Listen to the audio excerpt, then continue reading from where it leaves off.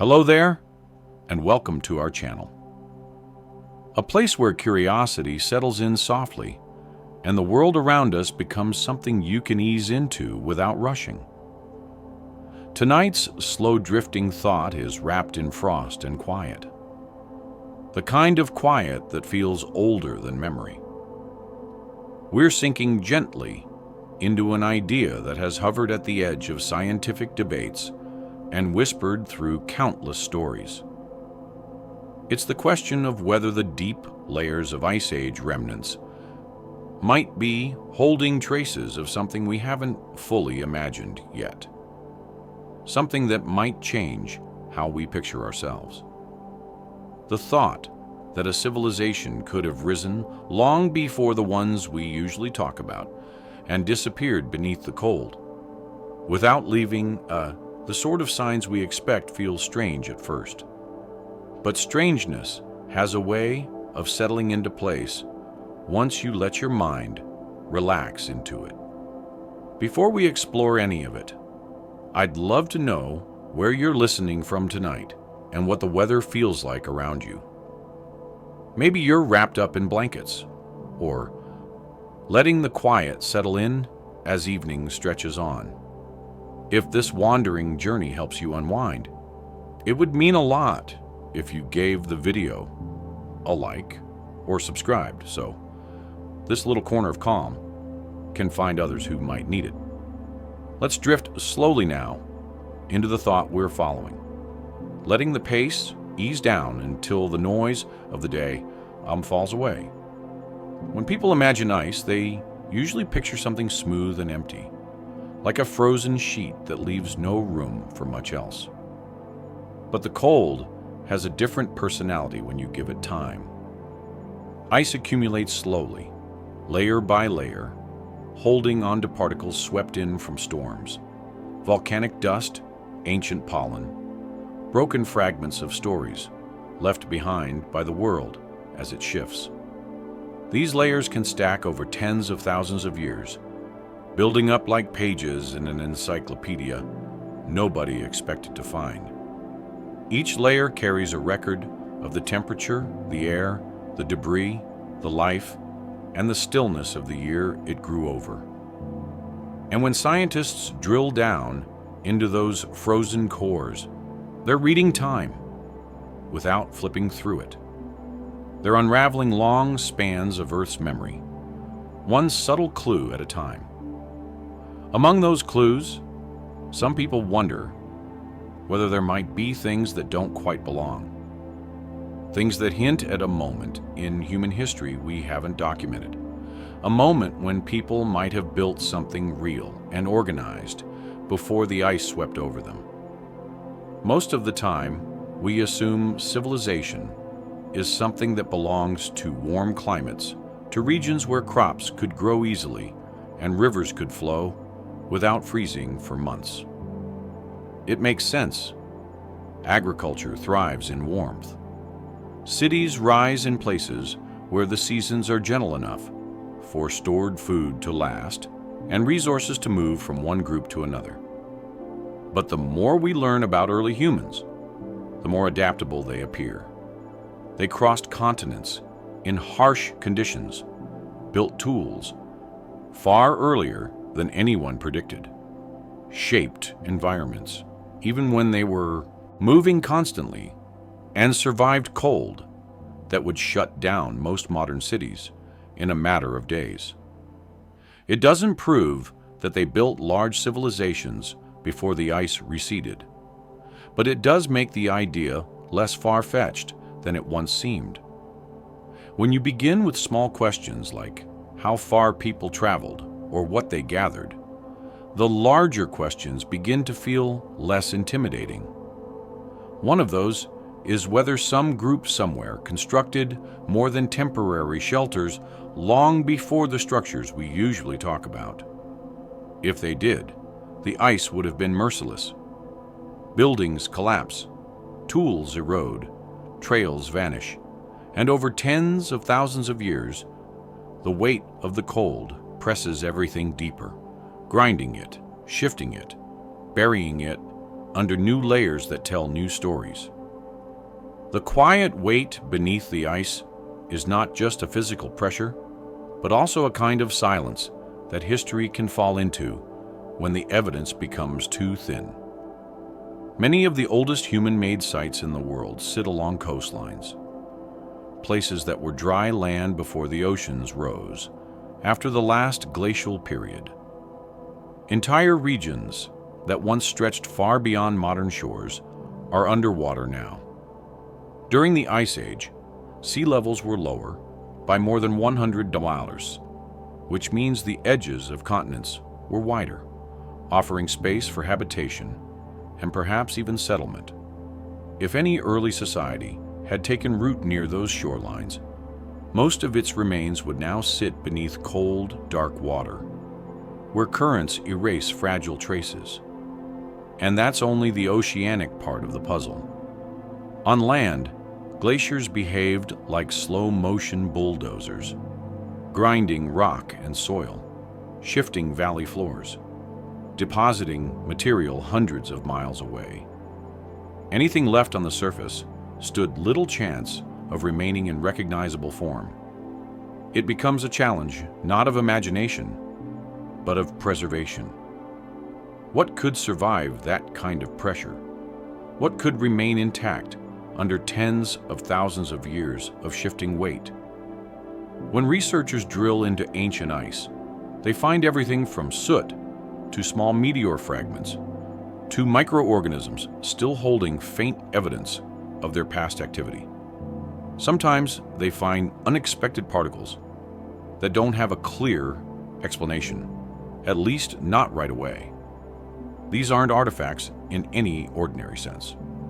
They aren't tools or carvings or anything shaped by hands. They're anomalies in the chemical or particulate record, signals that raise questions rather than answer them. Most are explained by natural processes. Once enough data is gathered, but a few lean closer to the margins of what we currently understand. The temptation is to fill those margins with stories about forgotten civilizations. The cautious voice in science asks for more evidence, more detail, more clarity. Between those two is the softer voice that wonders without insisting whether we're overlooking something, by assuming that complex societies must fit the patterns we already know. That quieter thought is the one we're following here, not to claim certainty, but to explore possibility. Imagine someone standing on a landscape that looks nothing like the one we know today. The air is colder, the horizon is lined with ice sheets that stretch farther than the eye can see. But at the edges of those sheets, there are regions where the climate is cold, but still manageable. Places with rivers fed by glacial melt, valleys where animals migrate, and coastlines that reach into lands now underwater. In those transitional zones, people could have gathered in larger numbers than we assume. They may have built structures from materials that degrade quickly, like wood, hides, or woven plant fibers. They may have shaped stones in ways that didn't last once glaciers pushed through, or once melt carried debris elsewhere. And if they reached a level of sophistication that involved extensive knowledge of seasons, hunting patterns, or even early forms of trade, those developments might leave little trace after so many cycles of freezing and thawing. Civilization doesn't have to mean skyscrapers or metalworking.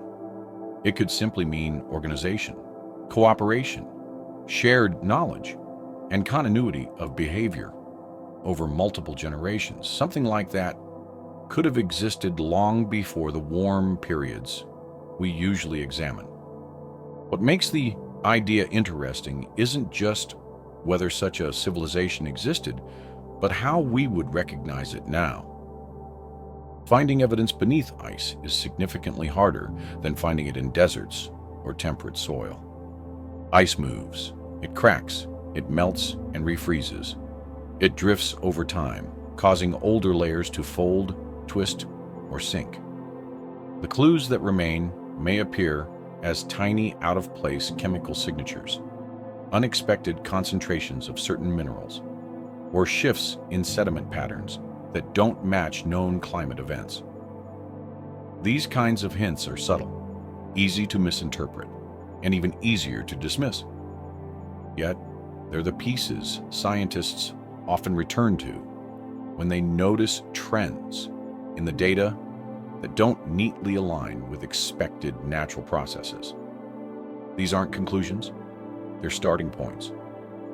The scientific version of noticing a faint line on a map and wondering whether it once marked a forgotten road. There's also the matter of human memory, something that tends to last longer through stories than through physical remains. Many ancient cultures speak about times when great cold swept over lands, or about when earlier peoples were lost beneath the weight of snow and darkness. These accounts aren't proof, and they shouldn't be treated as such, but they offer a reminder that humans often encode experience in narrative when physical evidence doesn't survive. For most of history, stories traveled farther than artifacts. They moved with migrating groups, evolving as they passed through generations. Sometimes they stretched events. Sometimes they blended memories with imagination. Even so, they often preserved the general outline of something that mattered deeply to the people who told them. When stories from different regions mention a period before known civilizations when earlier groups built or learned things that were later forgotten, it raises the question of whether these tales contain a faint echo of genuine past experiences. Another thing worth considering is how limited our view is when we look at the past. Archaeology is shaped not only by what is discovered, but by what can be discovered. Most of Earth's surface is difficult to search thoroughly. Some areas are too deep underwater. Some are covered by dense forests. Some sit beneath cities, and some are locked under glaciers. For every ancient structure or artifact found, countless others could lie in places we haven't surveyed. Many early structures discovered in the last century were initially overlooked because they didn't match the expectations archaeologists held at the time. Only after new methods developed, like satellite imaging or improved dating techniques, did researchers realize they were looking at something significant. If we apply that same humility to the Ice Age, it's reasonable to consider that the remains of an early civilization, if it existed, might be so deeply buried or degraded that only fragments of indirect evidence remain. The weight of ice doesn't simply crush what lies beneath. It also protects. Under the right circumstances, ice can preserve organic materials that would decay rapidly in warmer climates. It can freeze moments in place so completely that thousands of years pass without significant change. In some regions, the melting of long-held ice is revealing plants that look as though they were tucked away for a single season instead of millennia. If structures or tools somehow ended up in pockets with stable conditions, they might still exist in some altered form, waiting for the right moment to be uncovered. The challenge is knowing where to look and how deep to go. Ice cores give us vertical slices of time, but they don't reveal everything. Large areas remain untouched simply because drilling into them is difficult, expensive, and time-consuming. Even then, the cores retrieved are narrow, offering glimpses rather than full pictures. One thing that keeps this possibility alive is how often new discoveries rewrite assumptions about early human behavior. Finds that once considered impossible have become accepted over time as more evidence emerges. People living in regions previously thought uninhabitable, tools older than expected, art created long before symbolic thinking was believed to have developed. These adjustments don't prove that there was a forgotten civilization beneath Ice Age layers, but they do remind us that human history is more flexible than it seems. The timeline shifts whenever new information comes to light. The idea of an earlier organized society may feel unconventional now, but unconventional ideas often become ordinary once the right data arrives. Thinking about the quiet weight beneath the ice is not about creating dramatic claims. It's about recognizing the gaps in our knowledge and allowing curiosity to explore them without forcing conclusions. The ice holds a record of climate, atmosphere, and geological events that shaped the planet long before humans studied them. Within that record might be faint impressions of human activity that doesn't fit the patterns we anticipate. If such impressions exist, they won't announce themselves loudly. They'll sit in the margins, waiting for someone patient enough to notice the subtle ways they differ from natural processes. When the cold settled across the world in ways it hadn't before and hasn't since, the shift wasn't something that happened in a single moment. It built slowly, settling into place the way night replaces day. When the sky darkens so gradually that you barely notice the change until it's already complete. The world entered a long period where ice didn't simply exist at the poles or cling to mountaintops.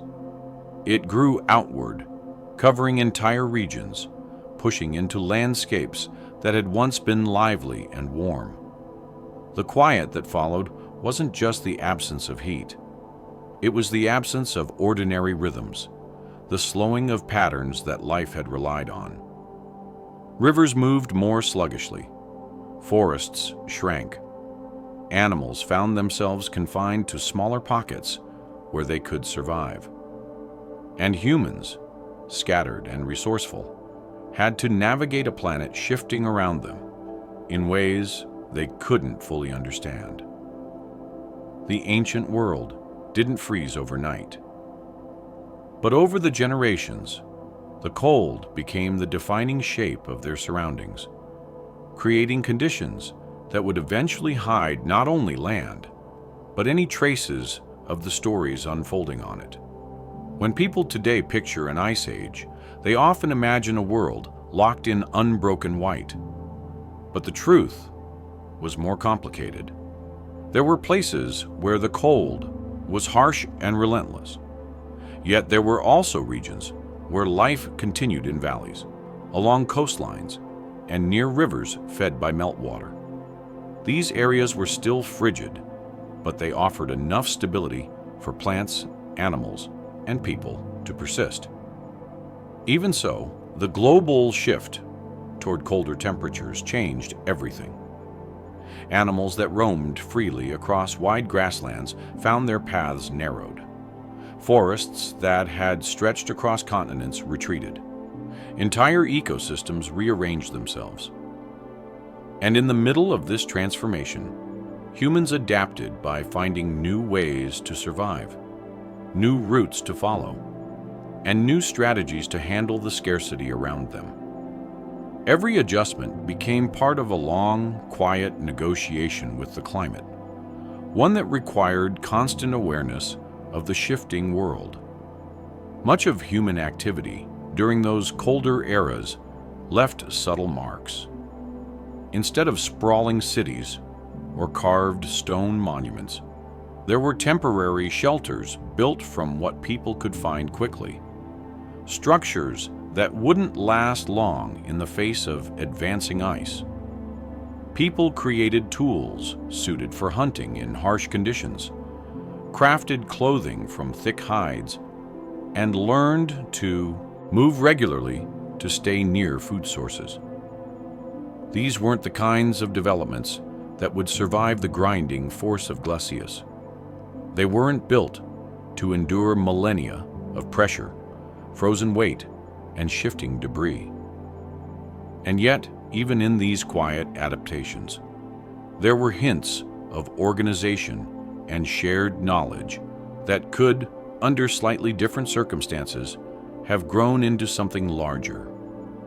That possibility lingers whenever researchers study the remnants of early human groups, because the line between survival strategies and early forms of civilization isn't always as clear as it seems. The world that froze didn't do so evenly. Parts of the planet remained warm enough to sustain life comfortably, while others endured prolonged cold that reshaped the land. In areas closest to the growing ice sheets, the landscape changed rapidly compared to the slower, more gradual shifts elsewhere. When glaciers expanded, they carved out valleys, smoothed mountainsides, and pushed soil and rock across vast distances. Anything sitting on the surface, structures, pathways, objects, stood little chance of remaining undisturbed. The ice wasn't gentle.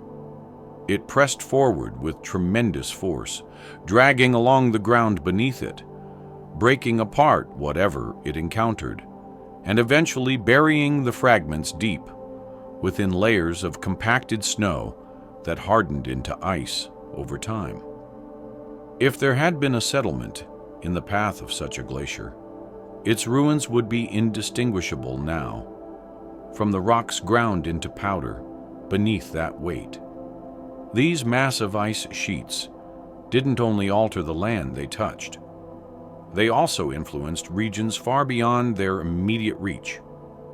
Global climate patterns shifted, oceans cooled, winds carried new combinations of dust, salt, pollen, and ash.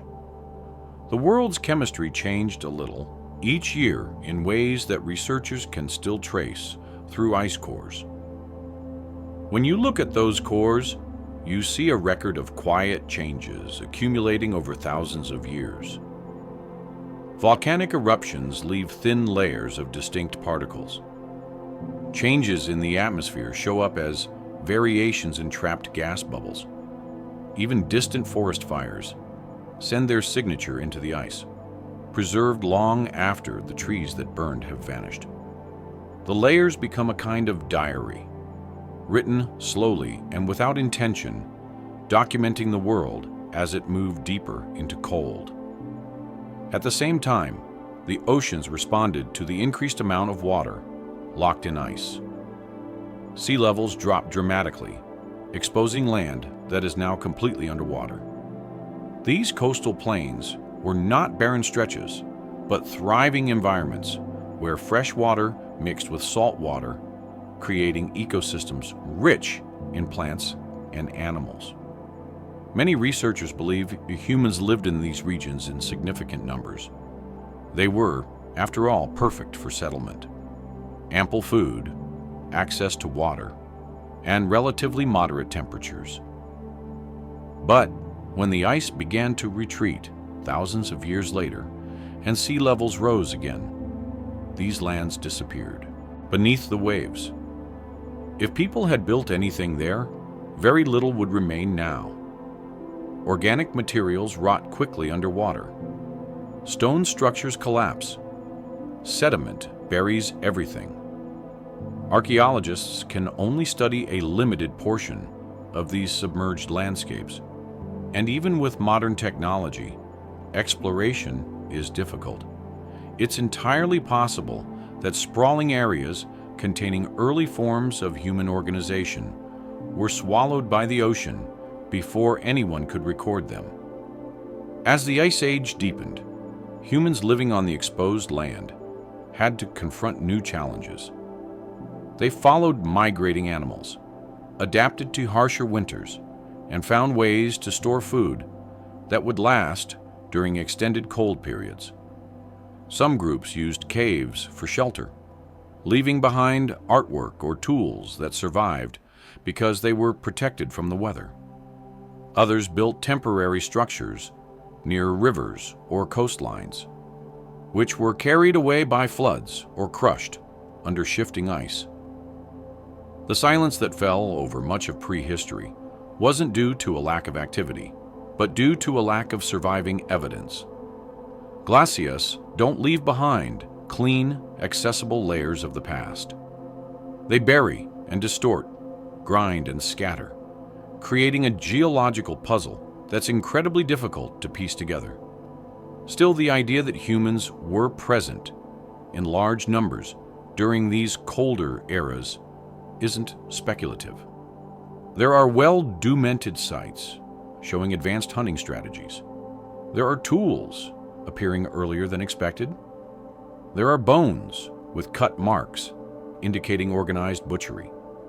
And there are signs of long-distance movements suggesting communication among groups separated by large regions.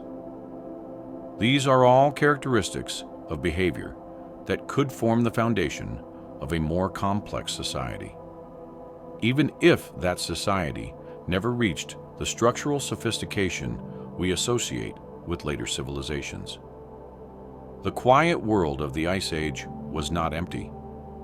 It was filled with people who were observant, skilled, and capable of innovation. If any of these early humans developed forms of organization or knowledge sharing that went beyond what we typically imagine, the frozen world around them would have been both a challenge and a form of concealment. Cold climates preserve some materials exceptionally well, but only if those materials remain undisturbed. Once a glacier moves across them, preservation becomes almost impossible. While ice can protect artifacts under certain conditions, glacial movement destroys far more than it safeguards. That destructive pressure is one reason why researchers rarely find complex structures from extremely cold periods. It's not necessarily because none existed. It may simply be because the ice was too thorough in reshaping the land. Another reason the record feels silent is that ancient humans placed value on mobility. Staying in one place too long wasn't always practical. They followed caribou herds, fish migrations, and seasonal plant growth. They built shelters meant to be used for short periods before moving on. These patterns don't leave behind the sort of permanent marks that large civilizations would later create. But mobility doesn't equate to simplicity. People could have passed down knowledge through generations, developed intricate hunting strategies, shared stories that carried information about survival, and even traded materials across large distances. These practices could enrich a community's understanding of the world, helping them thrive in conditions far harsher than any modern society faces today. The world's frozen silence also created gaps in our understanding of technological progression. Tools that appear suddenly advanced might not be sudden at all. They could be the result of long, slow learning processes carried out by earlier groups whose innovations were lost under ice, water, or shifting sediment. When a technological leap seems abrupt in the archaeological record, it often indicates a missing piece of the timeline rather than an overnight discovery. The Ice Age created many of these missing pieces, erasing or burying evidence that might have revealed the steps by which early humans built knowledge. Even the way landscapes changed contributed to the loss of information. Regions that were once fertile terraces are now valleys filled with glacial debris. Areas that supported animals and people alike turned into barren stretches after glaciers receded. Soil layers mixed. Sediment accumulated quickly. Rivers carved new paths as meltwater surged through freshly exposed terrain. Each alteration removed context from whatever objects might still lie hidden.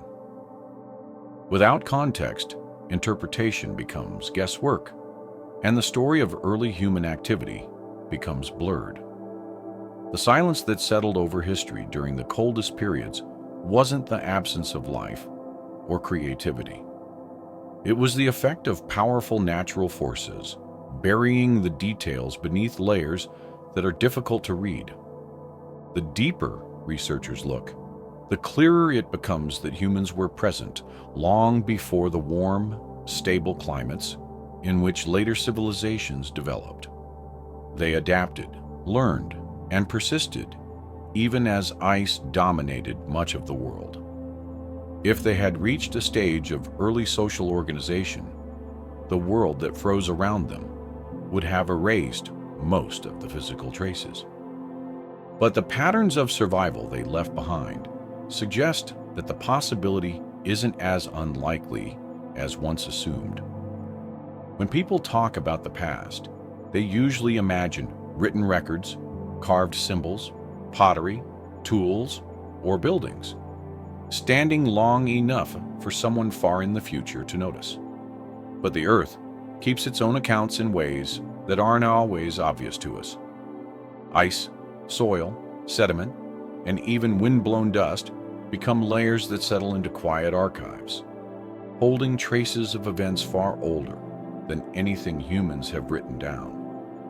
These layers don't speak in clear sentences. They don't offer tidy explanations. They store fragments, tiny changes in chemistry, slight differences in texture, unusual patterns that hint at moments we would otherwise never know existed. When you walk across a snowy field or look at a coastline where waves pull sand into shifting lines, it's easy to forget that the ground beneath your feet has a memory. The deeper you go into that memory, the less it resembles the world we live in now. And in those ancient depths, where cold has pressed everything into stillness, there are hints of activity that challenge the timelines we've built for ourselves. Ice cores pulled from Greenland, Antarctica, and glaciated mountain ranges slice through thousands of years of accumulation. Each thin sheet forms during a single season, trapping air bubbles, dust, soot, pollen, salts, and everything else drifting in the atmosphere at that time. Some layers are thick because the year was snowy. Others are thin because the year was dry or unusually cold. Each one becomes part of a vertical story you can read if you understand what the signals mean. Scientists have become skilled at interpreting these subtle clues, spotting the fingerprints of volcanic eruptions, forest fires, periods of drought, and shifts in ocean circulation. They can recognize the arrival of industrial pollution long before the notes left by those responsible began filling archives. But there are older signals that don't match natural patterns neatly. These fragments are where curiosity begins to expand because they raise a simple question: who or what created them? Most of the time, these unusual signals turn out to have natural explanations: a distant eruption, a sudden change in ocean chemistry, a rare dust event carried by unusual winds.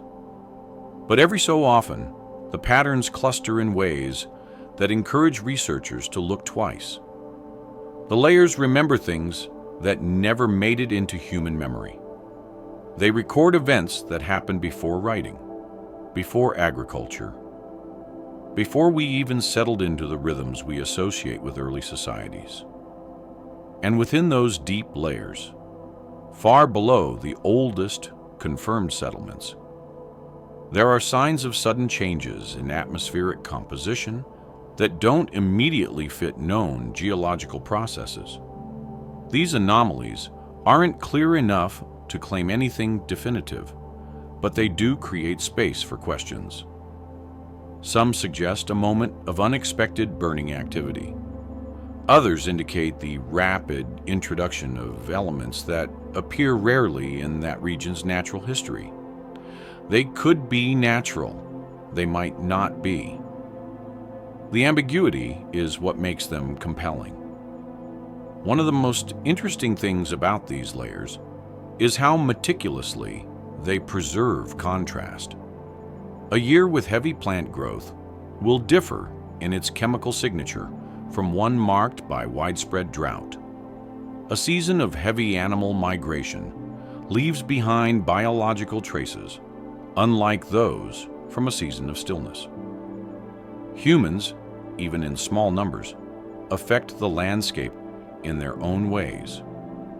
When early groups burned wood to clear an area, or cooked food, or gathered around fires to stay warm, those actions would release particles into the air. Most of these signs would vanish quickly in open landscapes. But if the smoke drifted onto the growing snowpack at the edges of a freezing world, it could become trapped in the layers. That soot might settle far from where the original fire burned, carried by winds no one recorded, drifting until it met cold that captured it more faithfully than any tool could. This raises an important point about Ice Age memory. The layers don't care whether the particles they trap come from a natural fire or from human activity. They don't differentiate between the volcanic ash from a mountain eruption and the ash from a widespread burning event triggered by early people clearing space or processing food. In both cases, the particles become part of the snow and eventually compress into ice. If humans created fires repeatedly in the same region over many years, the layers would show consistent signals. If people gathered in larger numbers, producing more smoke than the environment normally generated, it would leave a stronger chemical trace. But the ice doesn't tell us who placed those materials into the air. It only tells us they were there. Looking deeper into these frozen archives, some researchers have noticed patterns of soot concentration that rise and fall in cycles not easily explained by known natural fires. These aren't definitive signs of human activity, but they do raise questions, especially when they appear in layers far older than any documented settlement. If early groups were more numerous or more organized during those times than previously believed, they might have produced more smoke than expected. Perhaps they used controlled burning to influence animal behavior. Perhaps they cleared vegetation intentionally. Or perhaps they engaged in some activity we haven't yet imagined. Understanding these patterns requires comparing them with other climate records, geological evidence, and what we know about ancient ecosystems. Even then, the conclusions remain cautious because the signals are faint. There are other kinds of memory stored in these layers. Trapped air bubbles contain precise snapshots of ancient atmospheres. Researchers can measure the levels of carbon dioxide, methane, nitrogen, and other gases from thousands of years ago. Most variations follow natural patterns tied to ocean cycles, plant growth, and large-scale climate shifts. But a few periods show rapid changes that don't fit neatly into typical cycles. Again, these aren't direct evidence of human influence. They could be linked to unusual environmental events. But if people were more active during those times than currently assumed, even seemingly small contributions could create measurable fluctuations. The layers remember the atmosphere exactly as it was without interpretation, leaving modern scientists to make sense of what the data implies. Sediment layers tell a related story. When lakes freeze repeatedly and receive layers of silt, pollen, and organic matter, they create a record similar to ice cores. But with different strengths, lake sediments can capture the arrival of new plant species, the disappearance of old ones, and the presence of unusual compounds. Some sediments contain evidence of tool use, such as microscopic wear patterns on mineral grains that appear when grinding or cutting takes place nearby. Others hold traces of pigments that suggest early forms of artwork or body decoration. These subtle clues don't confirm the existence of a lost civilization, but they do show that early humans were experimenting with techniques and materials far earlier than expected. The layers preserve these hints because sediment accumulation is gradual and consistent, providing a steady backdrop against which unusual signals stand out. Dust layers carried from distant regions present another intriguing form of memory. When dust travels long distances, it carries minerals that match the geography of its origin. By analyzing the composition, scientists can determine where it came from and which conditions allowed it to move across continents. Some dust events recorded in ancient layers indicate climate patterns different from what models predicted. Others show sudden deposits of mineral mixtures that seem out of place. These could be the result of unusual storms, shifts in desert boundaries, or volcanic eruptions. But if human activity influenced vegetation coverage or soil stability in unexpected ways, it could also explain unusual dust movement. This isn't proof of early organized societies, but it does highlight how interconnected human activity can be with environmental signals, even when recorded in layers far older than the first confirmed cities. Beyond the physical clues, the layers also reflect time in ways human memory cannot. They document long transitions, the slow retreat of forests, the gradual cooling of regions, and the subtle shifts in ocean salinity driven by ice growth. These changes shaped the world humans inhabited long before writing emerged. They reveal how landscapes supported migrations, how coastlines expanded during cold periods, and how massive stretches of land, now lost beneath the sea, once provided habitats rich in resources. If early people had lived along those coastlines, their activities would have contributed to the environmental signals recorded in ice and sediment. But the structures they built or the materials they used would now lie underwater, buried in places we rarely explore. Some layers contain microplastics or industrial pollutants from modern times, reminding us how easily the environment absorbs human activity. If today's traces can spread globally within decades, it's worth considering that smaller human contributions thousands of years ago might also have reached far beyond their origins. But because those contributions were smaller and the world was colder, their signals would be faint. The deeper the layers, the more compact and distorted they become. Interpreting those signals becomes harder because pressure changes their structure and mixing occurs over long time scales.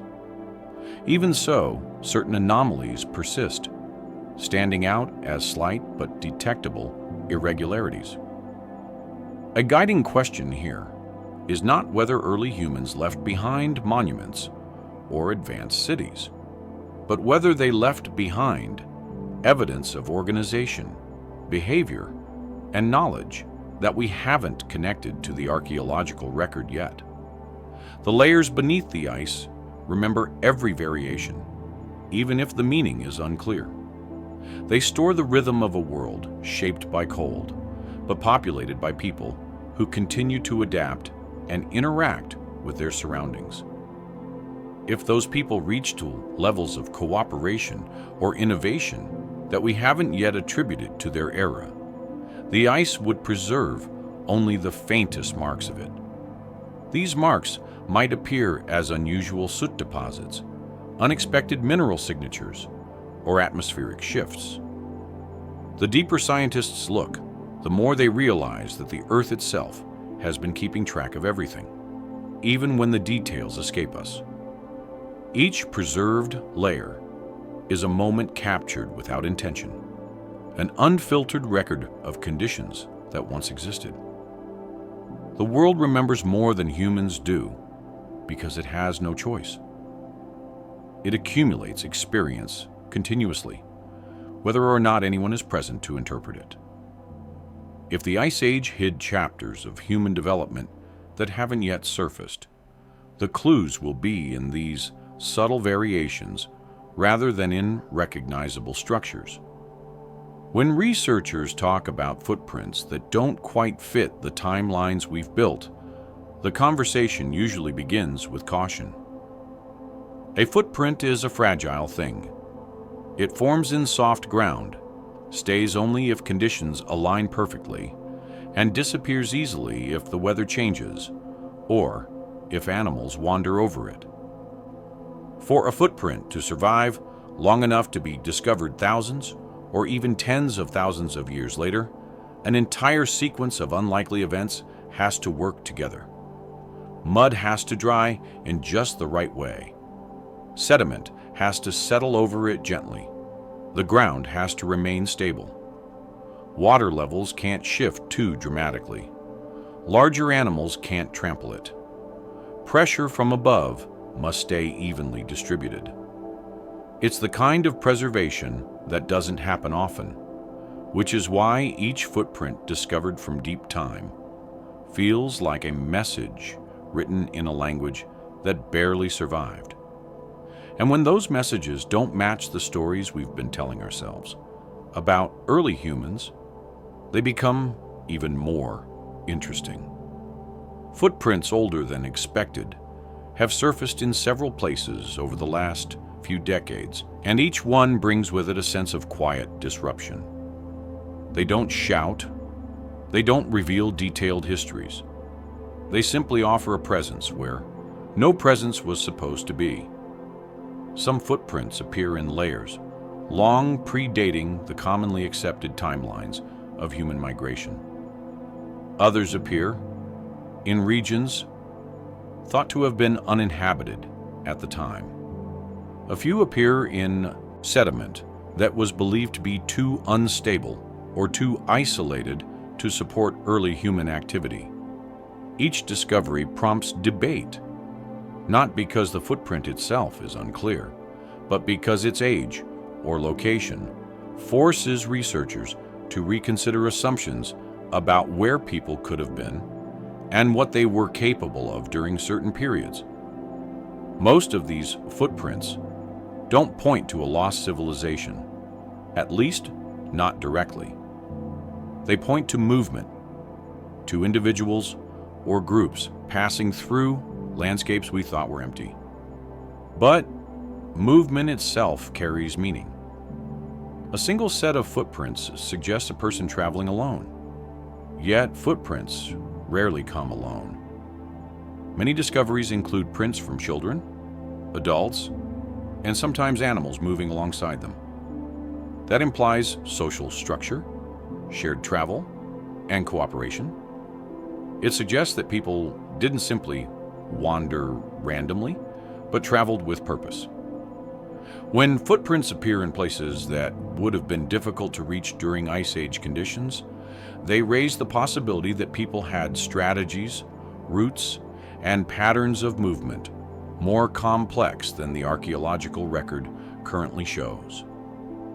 One example that often comes up in these discussions is the series of footprints found in areas that were believed to be submerged or seasonally flooded during the period they were dated to.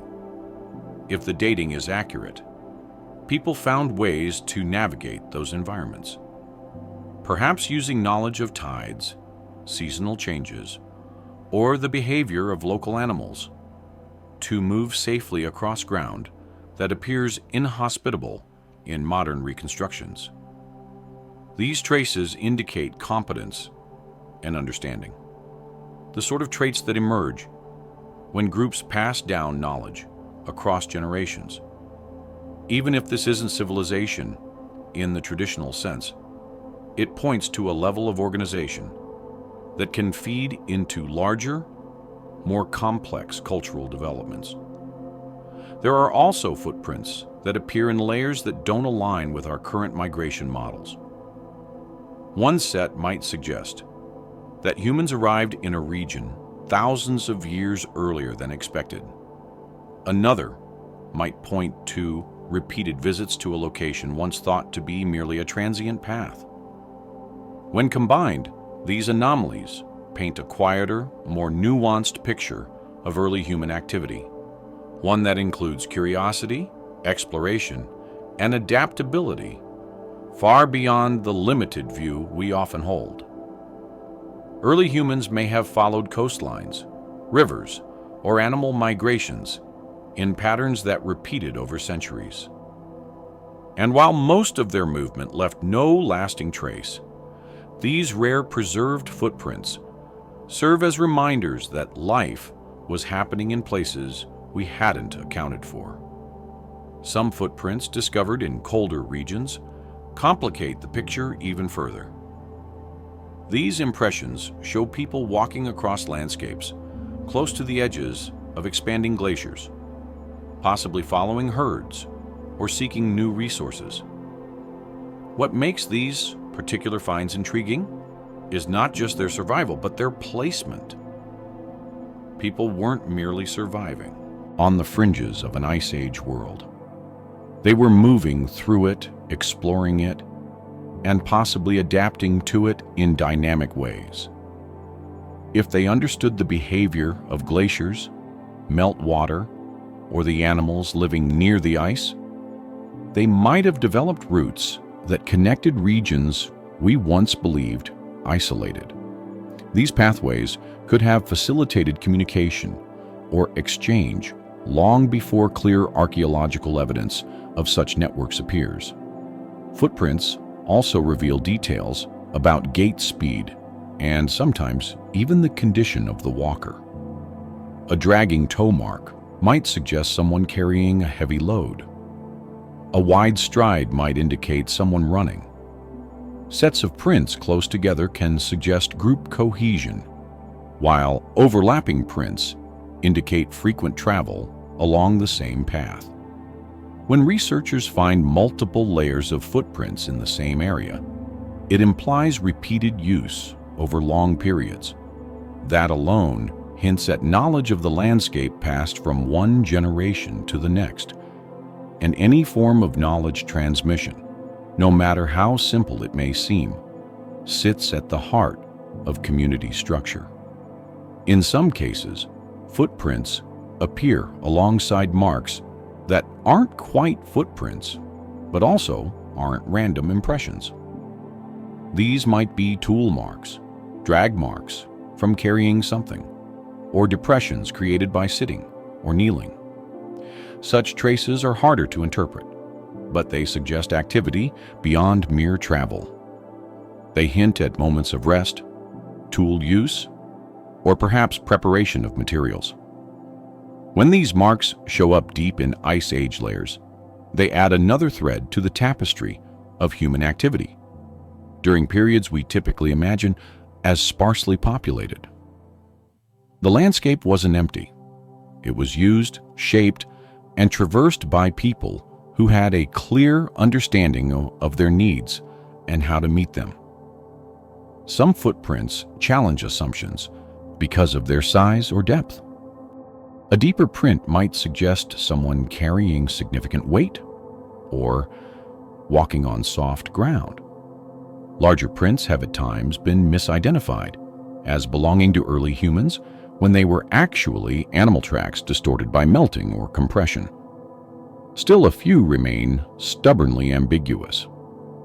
Careful analysis usually provides an explanation, but the process itself highlights how delicate and open-ended these discoveries can be. A single footprint can create years of debate, new studies, and adjustments to migration models. That's the power of a trace left unintentionally. by someone who never imagined it would last longer than the next rainfall. The most compelling part of these finds isn't the individual prints, but how they accumulate into a broader pattern. Each discovery that doesn't fit the standard timeline or expected route becomes a piece of a puzzle. Taken individually, they're anomalies. Taken together, they imply that our view of early human movement is incomplete. People may have traveled earlier, farther, or through more challenging environments than previously believed. And when movement is broader than expected, the possibility of early pockets of settled or semi-settled groups becomes more plausible. A footprint doesn't prove such a group existed, but it shows that humans were present in places where we didn't think they were. And presence is the first requirement for any form of community to grow. There's also the matter of how footprints intersect with stories passed down through oral traditions.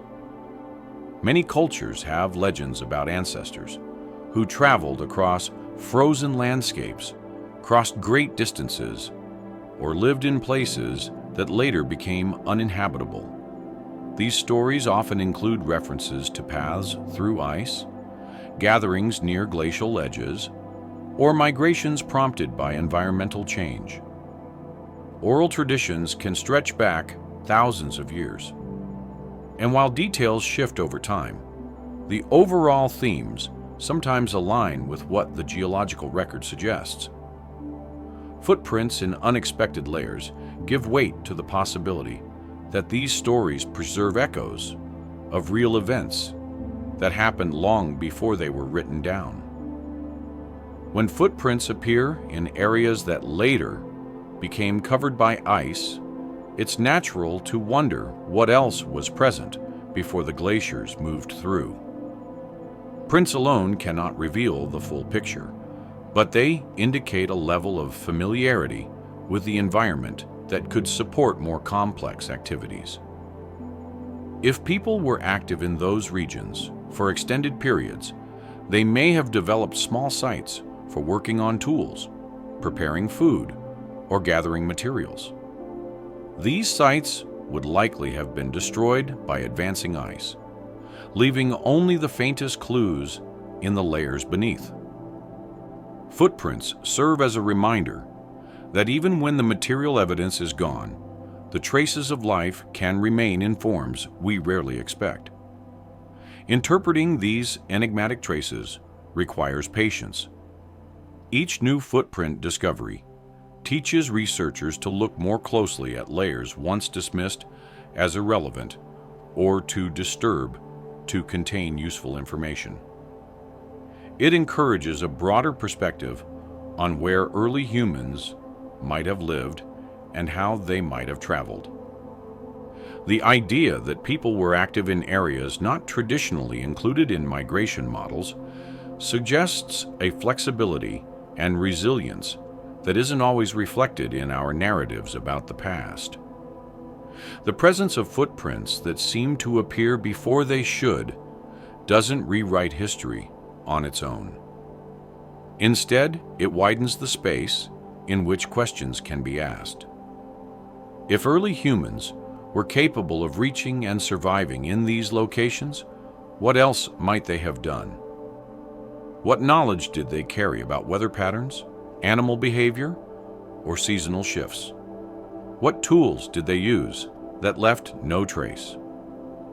The prints bring us close enough to feel the presence of the individuals who made them, but distant enough to keep their full story out of reach. Warm periods come and go in Earth's long climate cycles, but the ones that occurred during and between the great glacial advances often slip out of focus when we talk about early human history. These interludes were not brief flickers of mild weather. They were stretches of time long enough for landscapes to bloom, for coastlines to stretch far beyond their present boundaries, and for entire ecosystems to settle into stability before sinking once more beneath advancing cold. Thinking about these warm ages changes the way we picture the past, because they open gaps in the timeline where people could have lived in regions now hidden underwater or buried beneath later layers of ice. When we look at the world today, we see coastlines as fixed and climates as relatively stable. But these assumptions don't apply to the world early humans inhabited. Instead, they lived through transformations so large that the Earth we know now would have felt like a distant idea to them. During these warmer intervals, sea levels dropped dramatically because so much water remained locked in ice sheets further north. This created vast stretches of land, where oceans now cover the seafloor. Those regions weren't barren. They supported forests, grasslands, freshwater wetlands, and coastlines that offered abundant food. Herds of animals migrated across them. Rivers carved paths through them. People likely traveled through these regions with regularity, following seasonal patterns that later became inaccessible once the interglacial warmth faded. When the cold returned and glaciers began expanding again, these landscapes shrank or vanished altogether. Rising seas swallowed entire coastlines, leaving no trace of whatever was built or used there. What remained was buried or dispersed by currents, sediment, and time. Many researchers suspect that these submerged regions hold clues to early human activity that are extremely difficult to recover today. Evidence found on present-day coastlines suggests people were remarkably adaptive and capable of exploiting marine resources far earlier than once believed. Shell mittens, tools made from bone and stone, and fishing implements all point to a familiarity with coastal environments that would have extended naturally into the now vanished plains lying offshore. If families or larger groups settled along those former shorelines, they would have created temporary shelters or more durable structures that later succumbed to rising seas. Once underwater, organic materials decayed quickly, while inorganic ones became hidden under layers of sediment. The disappearance of these landscapes means that a significant portion of early human history now sits beyond easy reach. Some underwater discoveries hint at this missing record. Divers and sonar surveys have located ancient river channels on the seabed, suggesting that these areas once teemed with life. They also reveal hills and ridges where people could have camped, hunted, or gathered resources. In a few places, stone tools have been recovered from depth that correspond to periods when sea levels were much lower.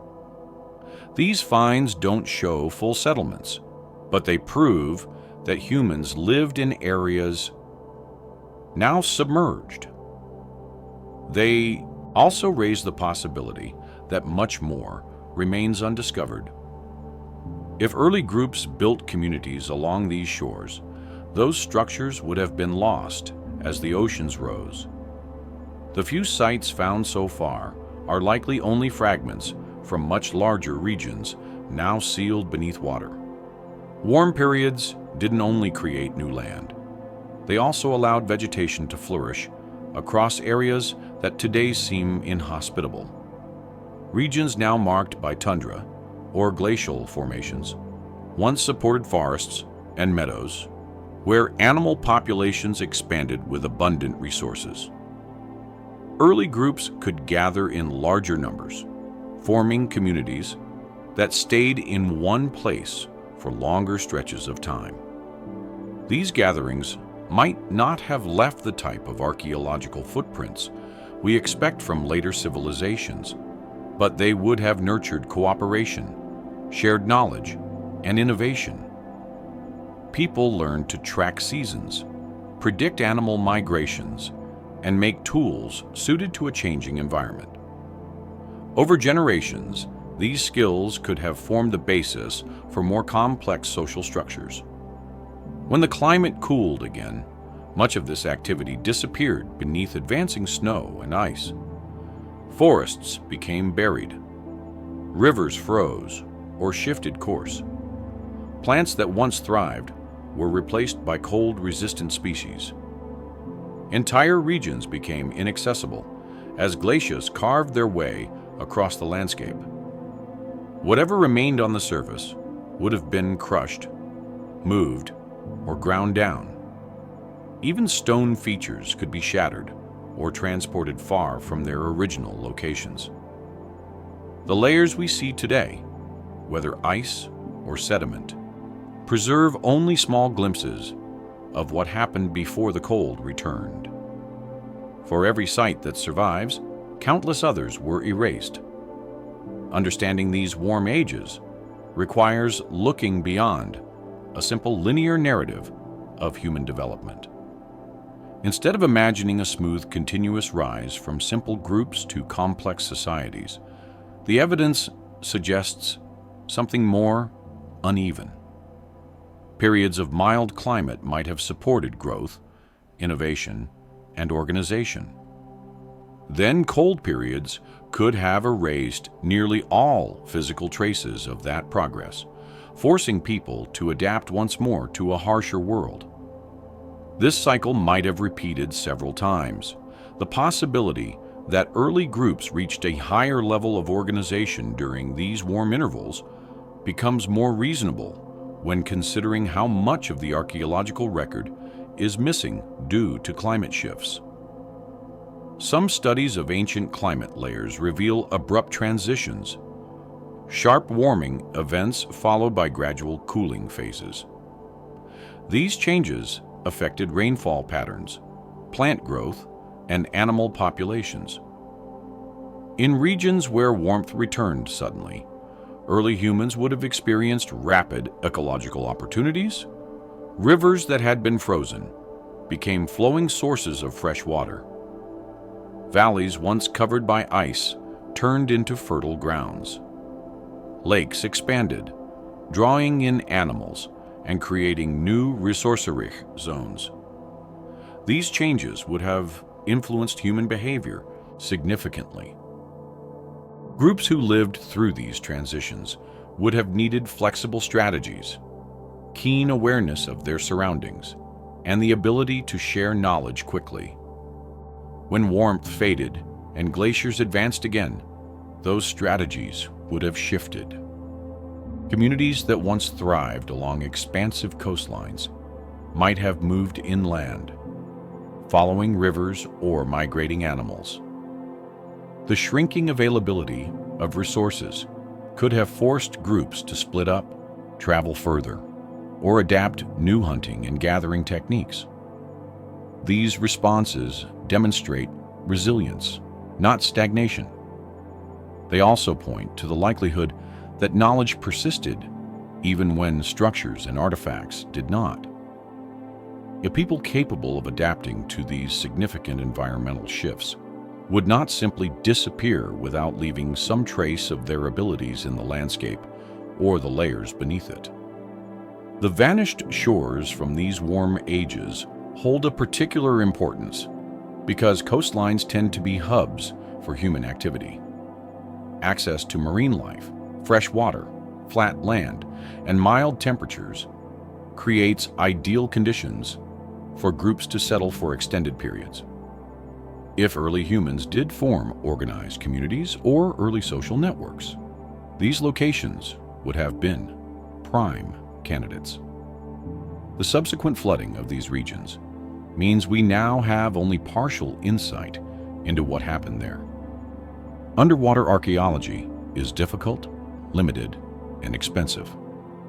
Only small portions of these submerged areas have been examined.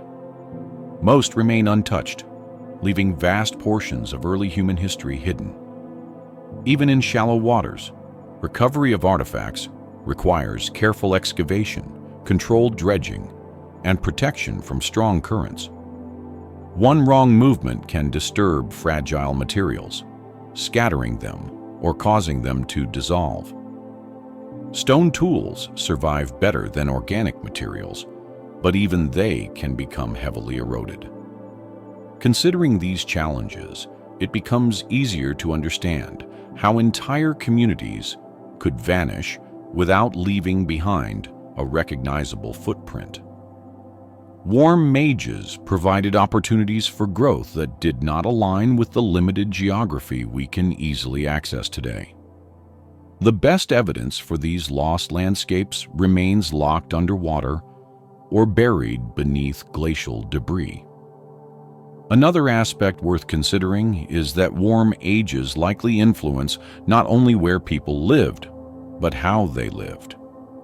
Abundant resources allowed time for experimentation. People may have tested new building methods, created early forms of storage, or experimented with artistic expression.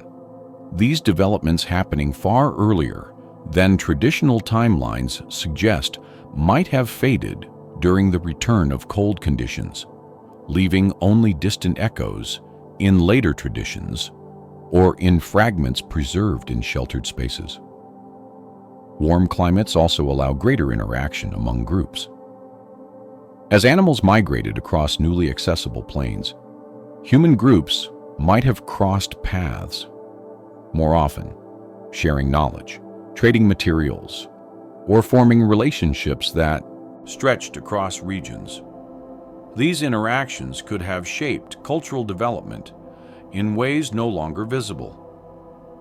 Some modern researchers speculate that early humans may have had established networks along these now vanished coasts, moving goods and ideas across distances greater than once assumed.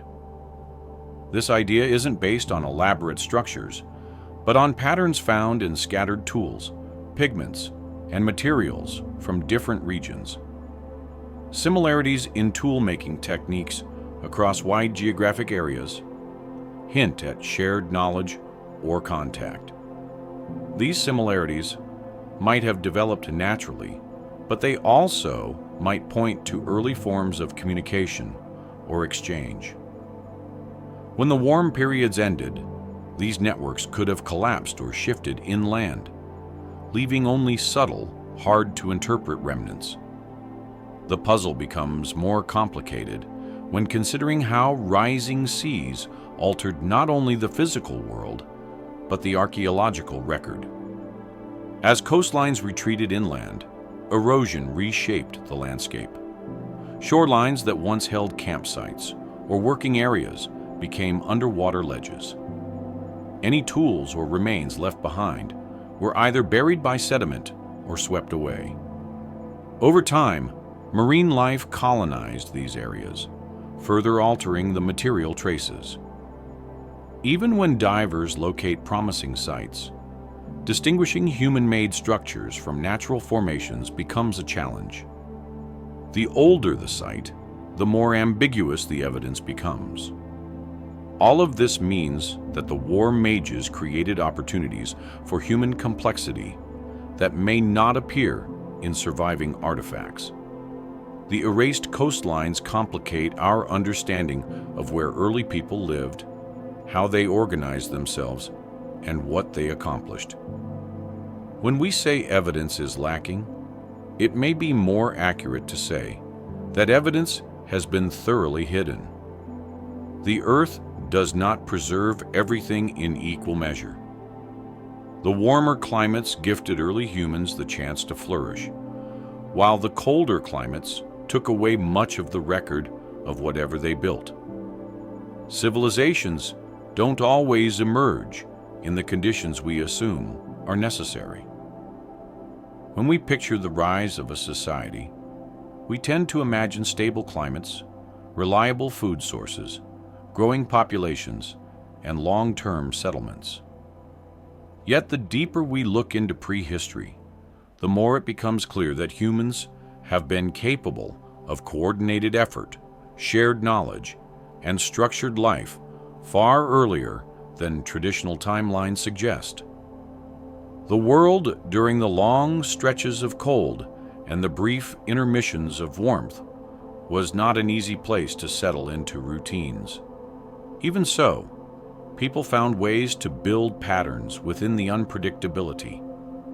Once those patterns form and persist across generations, something resembling civilization can begin to take shape, even if it doesn't resemble the stone cities or agricultural networks we usually associate with that word. A society doesn't need monumental architecture or written language to qualify as complex. It only needs layers of shared understanding, routines passed down through generations, cooperative structures, and a way of organizing resources that moves beyond simple survival. Early humans demonstrated these capabilities in many ways.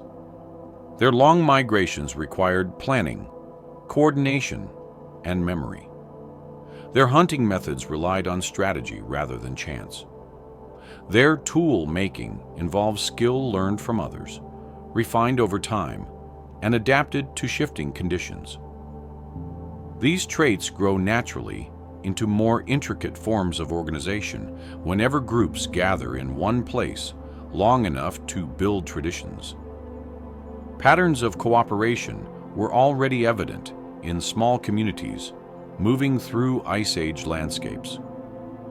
Families relied on one another for hunting, gathering, and childcare.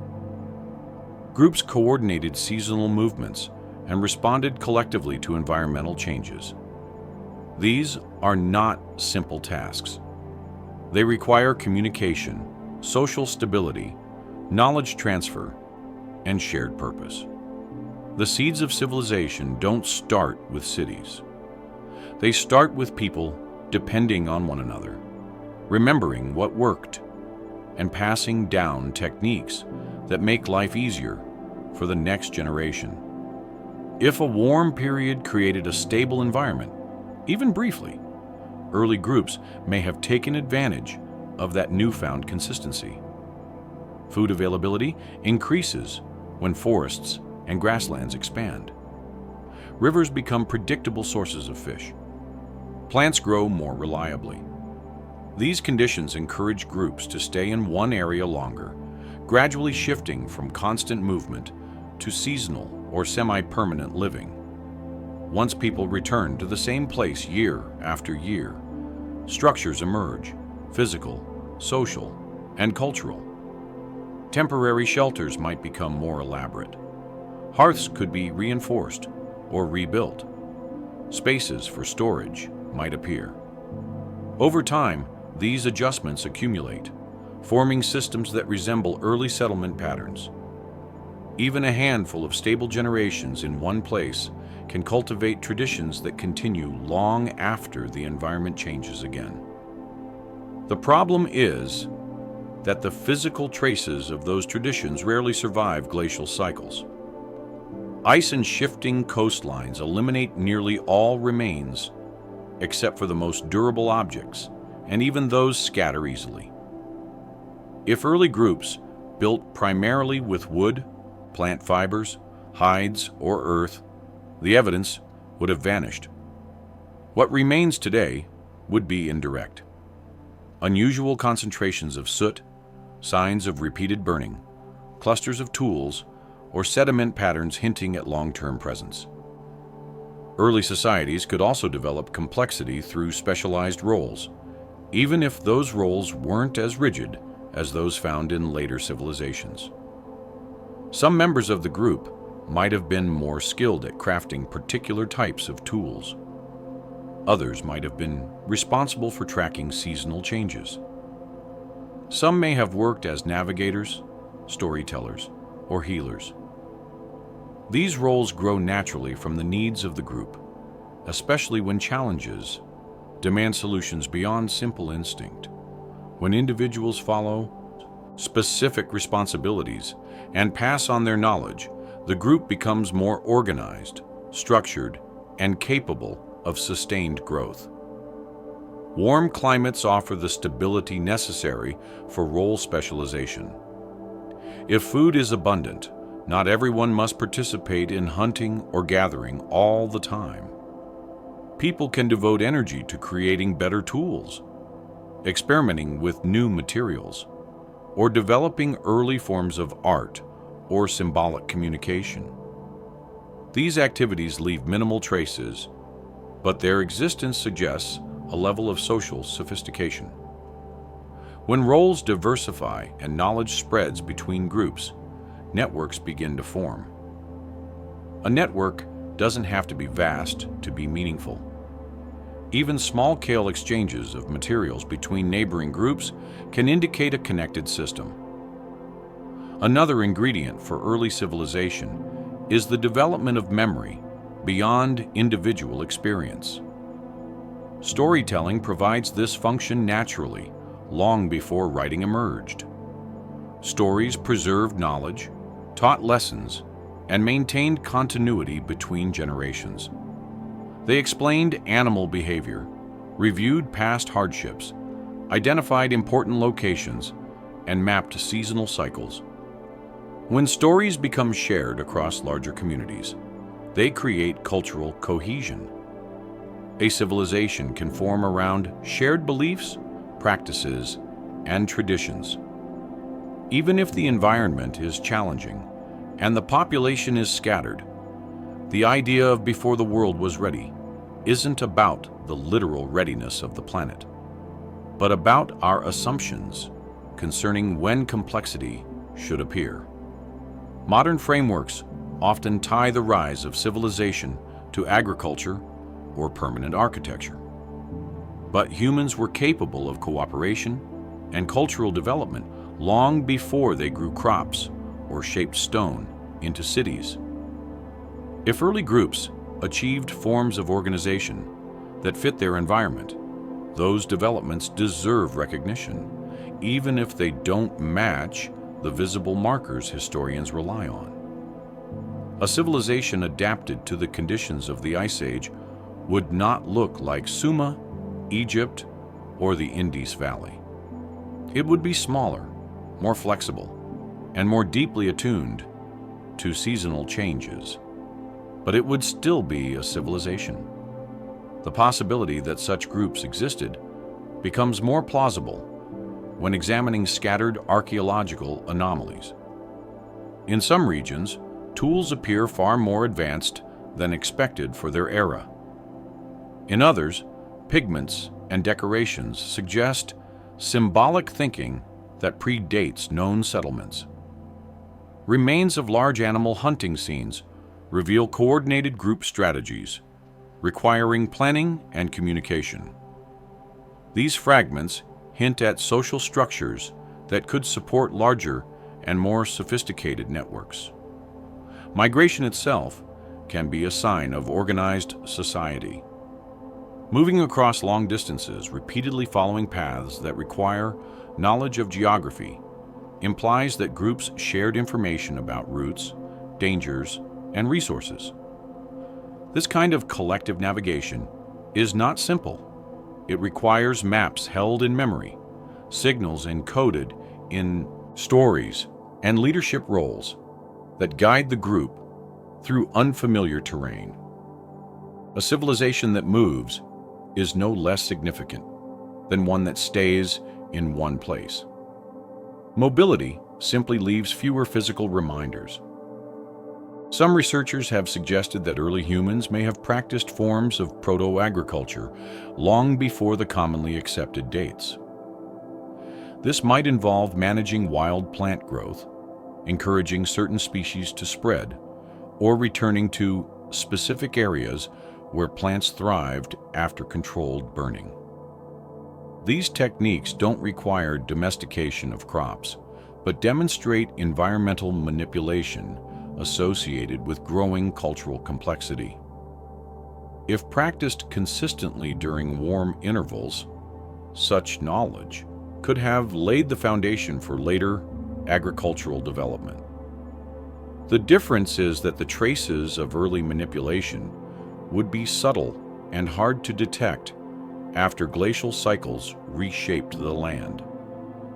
Another pathway toward early civilization comes from understanding how people responded to shared challenges. When sudden cold periods returned, groups would have needed to adapt quickly. Those who had established systems of cooperation, knowledge exchange, and shared responsibility would have been better equipped to survive. If these systems were strong enough, they could persist even when the environment forced people to move again. A civilization doesn't have to leave buildings behind to continue shaping generations. It can leave patterns of behavior, knowledge, and cultural identity that travel with people as they migrate. Considering all of this, it becomes easier to imagine early civilizations developing in the margins left behind by warm ages. These societies may have relied on structures that were not built to last thousands of years. They may have existed in regions now submerged or buried beneath ice. They may have used materials that under ideal conditions would preserve well, but under Ice Age conditions disappeared entirely. Their cultural achievements may survive only in indirect forms, such as symbols found on cave walls, pigments in sediment layers, or stories passed down long after the original context faded. The Earth's shifting climate cycles create opportunities for complexity and then erase the physical evidence of that complexity. This pattern complicates the search for early civilizations because it requires looking in places where traditional archaeological methods struggle. If an early society left its main settlements along now drowned coastlines or on plains later carved by glaciers, the likelihood of finding clear evidence becomes exceedingly small. Yet, the lack of evidence doesn't disprove their existence. It only highlights how much of human history is hidden within landscapes, altered or destroyed by natural processes. Understanding this dynamic changes our interpretation of what early humans could achieve. Instead of imagining progress as a steady climb, it might be more accurate to picture a sequence of rises and collapses tied to environmental shifts. Communities could grow in complexity during warm periods, only to fragment and move when cold returned. Knowledge could survive the transition, but physical remains could not. The world may have seen multiple attempts at building early civilizations long before the ones we recognize in recorded history. Layers of the past don't disappear completely, even when entire landscapes are buried under ice or reshaped by meltwater. They leave small, stubborn clues tucked into places where the cold wasn't thorough enough, or where stone proved more resilient than the climate around it. These clues don't arrange themselves neatly, and they certainly don't advertise their significance. Instead, they wait in scattered fragments, microscopic scratches on rocks, unexpected mineral patterns, pigments where none should be, and water channels that hinted activity long before written memory took form. Understanding them means slowing down, looking carefully, and accepting that the simplest explanations aren't always the complete ones. When the ice retreats, or when meltwater cuts through frozen ground, pieces of stories rise to the surface in ways that invite questions rather than resolve them. Some of the most intriguing traces come from stone, not because stone preserves human activity perfectly, but because it survives when almost everything else is erased. Rocks keep marks that softer materials would lose immediately. A stone can show where a tool once scraped across it, or where grinding took place. It can hold faint grooves that match repetitive human motions. When these marks appear in layers dated far earlier than expected, researchers pause. The grooves might be natural at first glance, shaped by water or pressure. But natural patterns follow certain rules, and human patterns follow different ones. Water cuts evenly. Ice presses downward in consistent directions. Humans leave uneven marks, clustered in ways that reflect the work they were doing.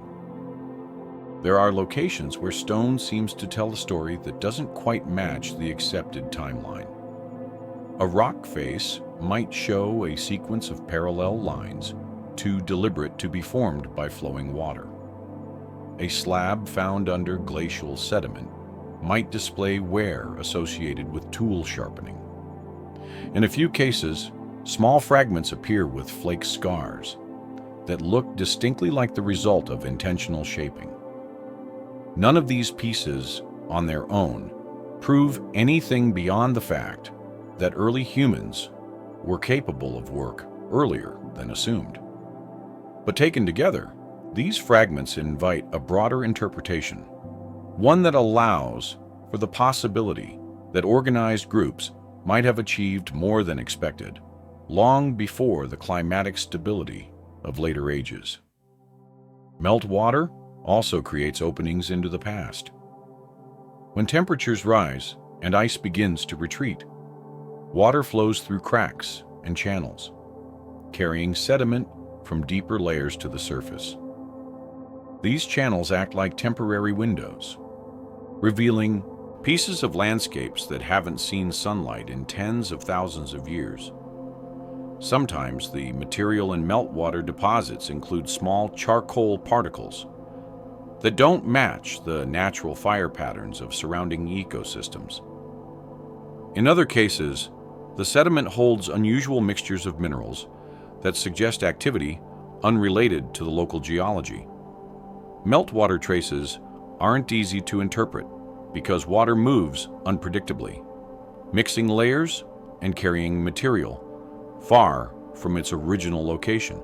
But even with that uncertainty, certain anomalies stand out, especially when they appear repeatedly across different meltwater sites. One type of clue found in meltwater sediments involves pigments. Natural pigments from soil or rock don't surprise researchers, but there are cases where pigments associated with early human use, such as ochre, appear in layers older than known human settlement. Ochre doesn't form everywhere, and it rarely travels far without human help. When it's found in locations that seem too early or too remote, it raises the possibility that people used it in ways we haven't documented. Pigments cling to stone, clothing, or tools, and even small fragments can survive in sediment for millennia. A single piece of ochre doesn't rewrite history, but the presence of pigment in multiple unexpected layers suggests that symbolic activity, decoration, or tool treatment might have occurred long before typical archaeological evidence begins to appear. Another category of clues emerges from animal remains embedded in old sediment layers. Sometimes these remains show cut marks that don't match the hunting patterns of known predators. The marks appear too sharp, too consistent, or too repetitive to be natural. Early humans were skilled hunters, and they left distinctive signs on the bones they processed. When those signs show up in layers older than expected, they suggest earlier presence or activity. The issue isn't that the marks exist. They undeniably do, but that they appear, where human activity is assumed to have been absent. Bone records are particularly sensitive to interpretation because predators and environmental processes can also leave marks. But trained analysts can distinguish between tool use and tooth marks when repeated examples appear in unexpected layers. The pattern becomes hard to dismiss. Stone circles and unusual alignments sometimes appear beneath glacial deposits. It's tempting to interpret any arrangement of stones as deliberate, but most are accidental. Still, a small fraction display spacing or placement that doesn't resemble natural scatter.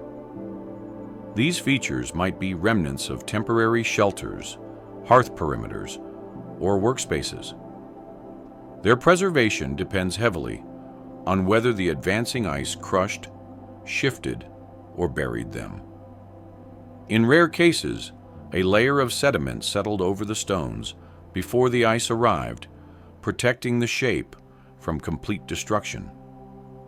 When glacial retreat exposes these configurations, researchers must determine whether they result from natural processes or intentional human placement. The difficulty lies in the incompleteness of the evidence. The original context is usually gone. Yet the possibility remains that some of these arrangements reflect early attempts to shape the environment for practical or social purposes.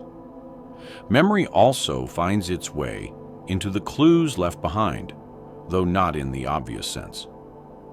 Human memory transmits through generations, adapting to changing environments, often outlasting physical remains.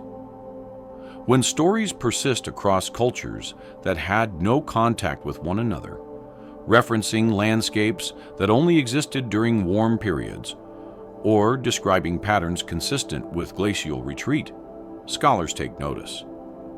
These stories don't serve as direct evidence, but they complement the physical traces. Descriptions of retreating ice, vanished lands, or great floods appear in traditions around the world. While often metaphorical, their repeated themes might reflect distant memories passed through countless generations. Oral memory may preserve knowledge of landscapes, now submerged or buried. When the physical clues and the stories align, even loosely, they strengthen each other. Clues frozen in stone extend beyond marks and pigments. Some stones show signs of heating, cracking in patterns typical of exposure to fire. Controlled use of fire is something early humans mastered long ago. But fire-cracked stone, appearing in deep, ancient layers, prompts questions about the scale and frequency of burning events. Did early groups use fire for warmth, tool making, clearing land, or signaling? Fire leaves behind distinctive thermal fractures. When these appear under glacial sediments or within frozen ground layers, they suggest human presence in environments thought too harsh for prolonged occupation. These pieces don't indicate large settlements, but they hint at repeated use of specific locations. Meltwater sometimes exposes wooden fragments or plant fibers that should not have survived. Under normal conditions, organic materials decay quickly, but when buried in cold, waterlogged sediment, they can endure far longer. Occasionally, meltwater channels deliver pieces of wood with cut marks that look deliberate. These finds are extraordinarily rare because wood never survives long glacial cycles. When such fragments appear, they require extensive analysis to confirm whether the marks came from human tools or natural processes. Even so, their existence points to the possibility that early groups used wooden structures or tools much earlier than archaeological records currently demonstrate. The cold itself acts as a preservative and a destroyer. Ice protects what lies beneath only if it remains stable. Once it begins to move, the pressure grinds everything in its path. This dual nature makes interpretation difficult. A tool or structure might survive for thousands of years under a stable ice sheet, only to be crushed and dispersed when the glacier shifts. Meltwater might then transport fragments far from their original location. By the time researchers find these fragments, they may have lost all context. The lack of context doesn't erase their value, but it makes reconstruction nearly impossible. The result is a puzzle with many missing pieces and no clear edges. Despite the challenges, some clues remain remarkably intact. Caves along the perimeters of glaciated regions sometimes hold sediments undisturbed by ice. These caves can preserve tools, pigments, and animal remains from early periods.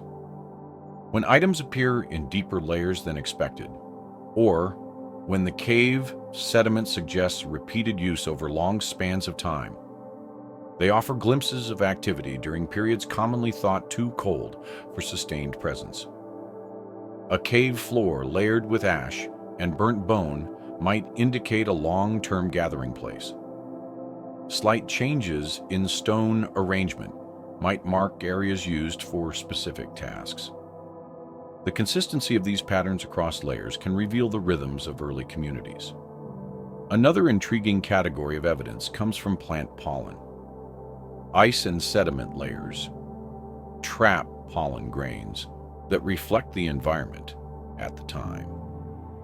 Most pollen patterns correspond to natural vegetation cycles, but occasionally researchers find concentrations that imply disturbance or intentional clearing.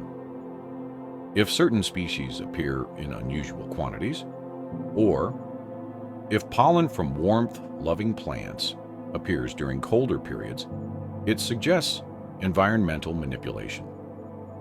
Early groups might have managed vegetation in subtle ways, perhaps to encourage grazing animals or to create more accessible pathways. This kind of activity leaves faint traces, but with careful analysis, it becomes visible in pollen layers. Even stone distribution in meltwater deposits can hint at human influence.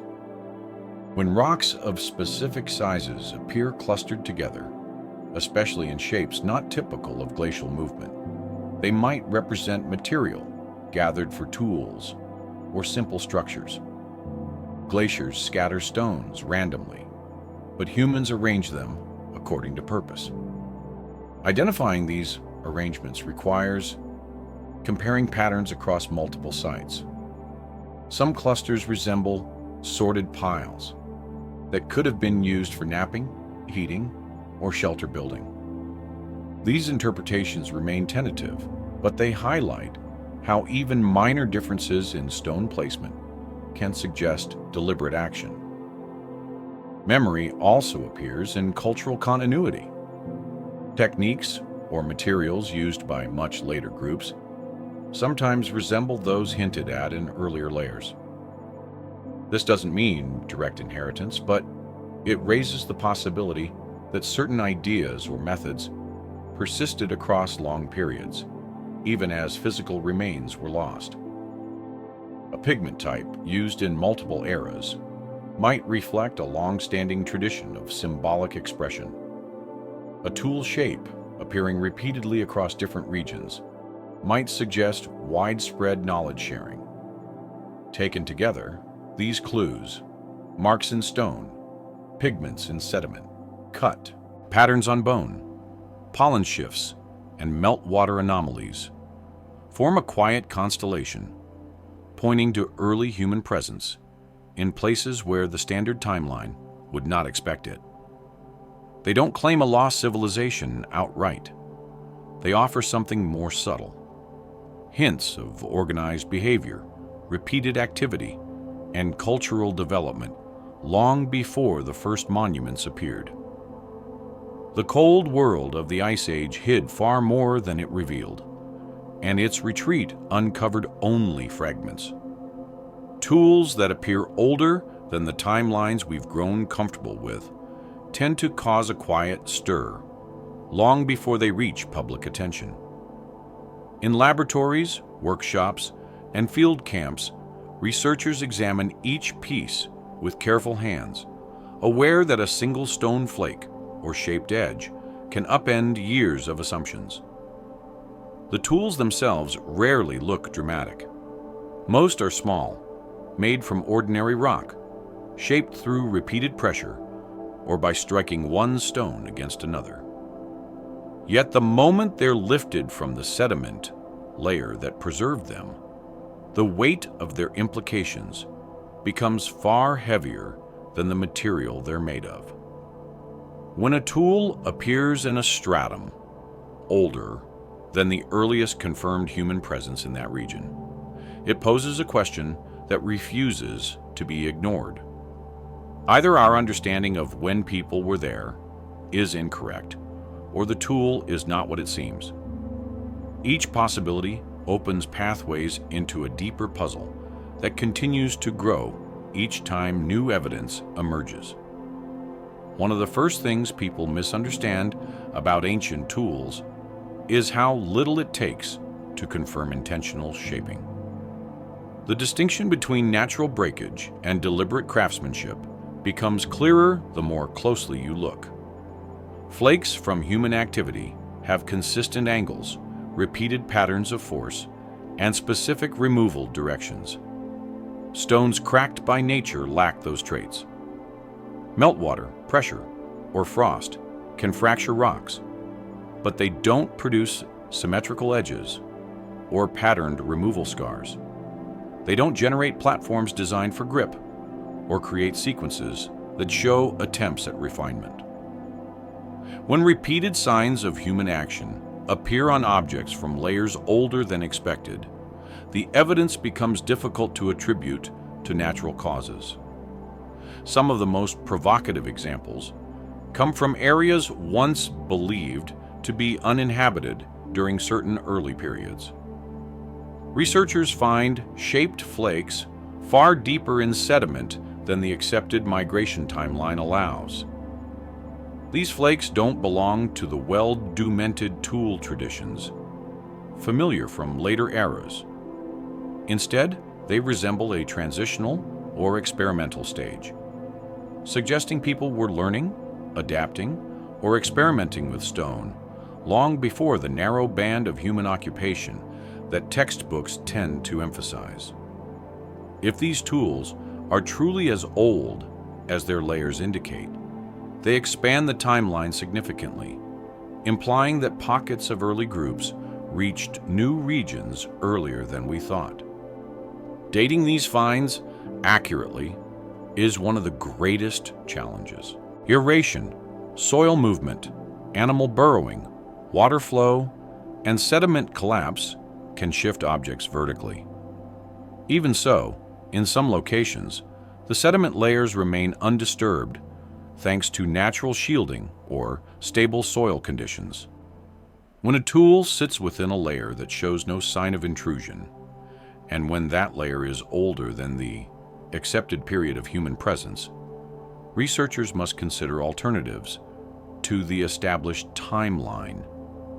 They rarely jump to conclusions. Instead, they test again, compare samples, and search for additional pieces that might provide context.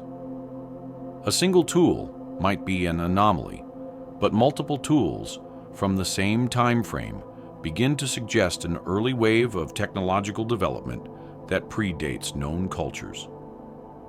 Variation in tool styles also supports the idea of early complexity.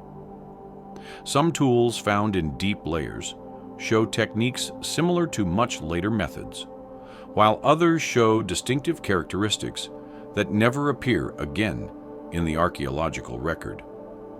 These unique pieces might represent isolated innovations, experiments that did not spread widely, or techniques used by small groups whose traditions were lost to time. When an unfamiliar tool-making method appears only in ancient layers, it suggests that people were developing region-specific approaches long before uniform traditions took hold. This, in turn, points to social structures where knowledge passed between generations, even if only within small communities. Stone isn't the only material involved in these mysteries. In a few exceptional cases, bone tools appear in deposits older than expected.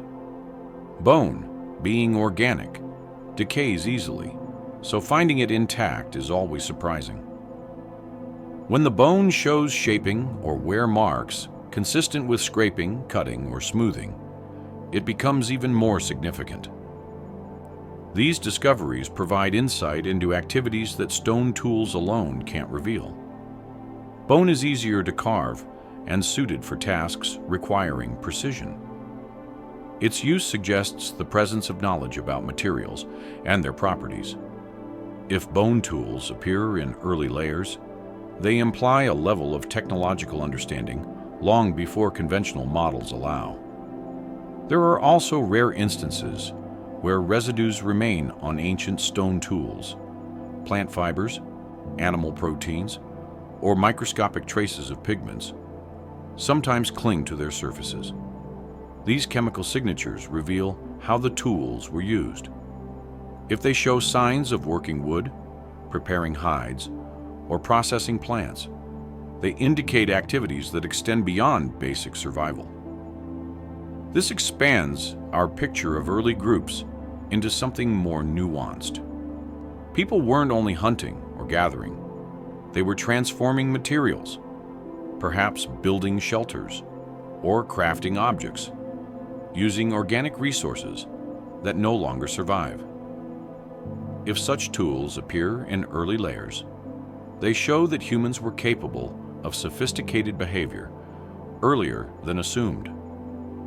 One of the most debated categories of early tools includes pieces found on underwater continental shelves. These shelves were once dry land during lower sea levels, and some areas supported considerable activity. Divers occasionally find stones with unmistakable signs of shaping in places now far from any coastline.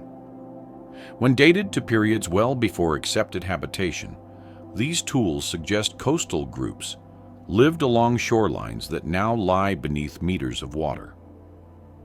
Submerged evidence is difficult to analyze because erosion and marine life alter surfaces. Yet certain flake patterns and edge modifications remain recognizable. These finds reinforce the idea that large regions once inhabited by early humans are now inaccessible to standard archaeological methods. The mystery deepens when considering how early tools relate to population movement. If people made tools in regions previously thought unoccupied, they must have migrated earlier than believed. Migration requires planning, knowledge of resources, and strategies for survival in varying environments. This suggests cultural development capable of sustaining long distance journeys. The presence of early tools in unexpected places therefore ties directly to questions about how quickly humans spread across the globe, how they adapted to new climates, and whether they interacted with other groups along the way. Some tools found in older layers show a level of refinement that seems out of place for their age. This doesn't imply advanced civilization in the modern sense, but it does suggest that skilled craftsmanship existed in earlier periods. The individuals who made these tools understood the properties of stone, how to apply pressure to produce a desired shape, and how to correct mistakes. This expertise develops over generations. Tools older than expected indicate that the learning process began sooner and perhaps spread across broader regions than the traditional timeline recognizes. Another category involves tools that simply shouldn't exist according to the dominant models. In a few studies, researchers have found flake scars harvested from stones within geological formations that predate known human species in that area. This doesn't imply the presence of unknown hominin sins, but prompts a reevaluation of dates, techniques, and contextual understanding. Sometimes revised dating aligns the evidence with more reasonable assumptions. At other times, the tools remain stubbornly inconsistent with accepted timelines, leaving open the possibility that early human activity extended into periods once thought impossible. Technological development rarely follows a smooth, direct path. It advances in bursts, pauses, regional variations, and forgotten experiments. If early humans created tools during warm periods or stable intervals, before glacial cycles erased much of the record, it would explain the occasional appearance of objects that seem temporary, misplaced. These tools could represent moments of innovation that were later overshadowed by environmental collapse or displacement. Later, generations might not have inherited the knowledge directly, especially if small, scattered groups disappeared or merged into others with different traditions. The early innovations would vanish from cultural memory, even as physical traces persisted in rare, protected sites. Another factor influencing the interpretation of early tools is the absence of associated structures.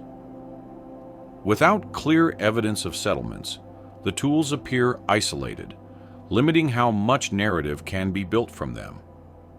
But absence of structures doesn't mean absence of community. Early groups might have lived in shelters made from materials that didn't survive. They might have used caves, riverbanks, or forest edges that later eroded. The tools are the survivors of a much larger pattern of behavior. When they appear out of place chronologically, they hint at activities that once occurred on landscapes now altered or destroyed. Understanding these mysteries requires patience. Researchers know that one tool doesn't rewrite an entire era. But when multiple tools appear across different sites, each from layers that challenge traditional timelines, the cumulative effect becomes significant. The mystery isn't simply that the tools exist, is that they appear consistently enough to raise broader questions. These pieces invite a more flexible understanding of early human behavior, one that acknowledges that people may have advanced, retreated, adapted, or reorganized in ways the surviving evidence can't fully convey. Even today, new discoveries continue to push the timeline of human tool use further back. What once seemed firmly established now looks provisional. The more scientists learn, the more they realize that early humans were capable of adapting to varied environments, developing skills suited to their needs, and innovating when circumstances allowed. The tools older than expected fit into this evolving picture, even if they remain puzzling. They represent moments of ingenuity, persistence, and effort long before the world settled into conditions more suitable for stability. People have been telling stories far longer than they've been building monuments or writing anything down. And those stories often outlast the physical traces of the people who first shared them.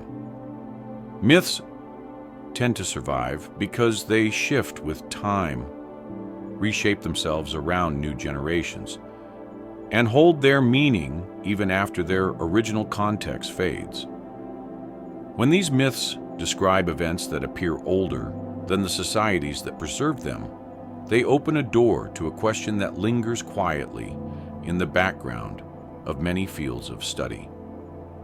If a story describes a world that no longer exists, was it created from imagination alone?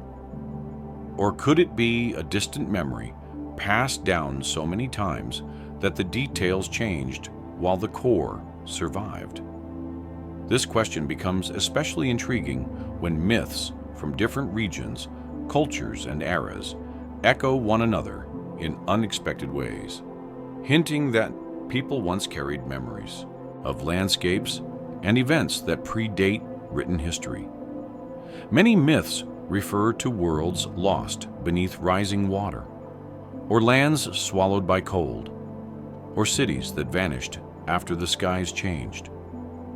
These stories might seem symbolic to modern ears, but they could also reflect memories of real events that occurred long before later civilizations formed. People living through abrupt climate changes, disappearing coastlines, or shifting ice sheets would have experienced transformations that reshaped everything they knew.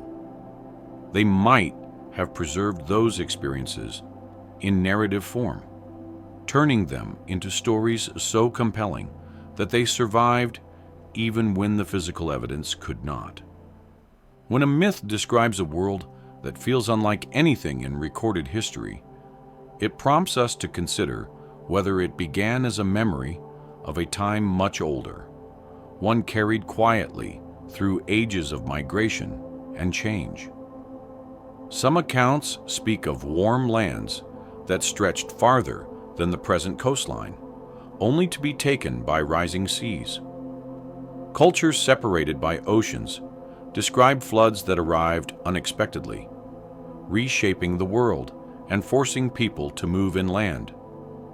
These flood narratives appear across continents, showing up independently in places that had no contact with one another. There's no single event that explains all these stories, but the end of certain warm periods and the melting of enormous ice sheets did cause global sea levels to rise dramatically. Communities living along ancient coastlines would have witnessed the slow disappearance of their land. Over generations, the creeping loss might have become a story about a great flood or a sudden transformation of the world. When these myths appear across cultures, they suggest that people everywhere were responding to similar environmental shifts, each creating a narrative that made sense of what they saw happening around them. Other traditions describe periods of darkness, extreme cold, or the sudden arrival of ice, where there had once been fertile ground. These stories sometimes frame the cold as a punishment or a cosmic event. While the mythological details vary, the core experience of environmental collapse remains consistent. During the Ice Age, climatic shifts were substantial enough to push entire ecosystems into new patterns. If people lived through a dramatic cooling, they might have remembered it not as a scientific observation, but as a tale about a sky that changed, or spirits that withdrew warmth from the land. Over time, these interpretations could merge with other stories, creating complex myths that carried fragments of genuine history embedded within symbolic language.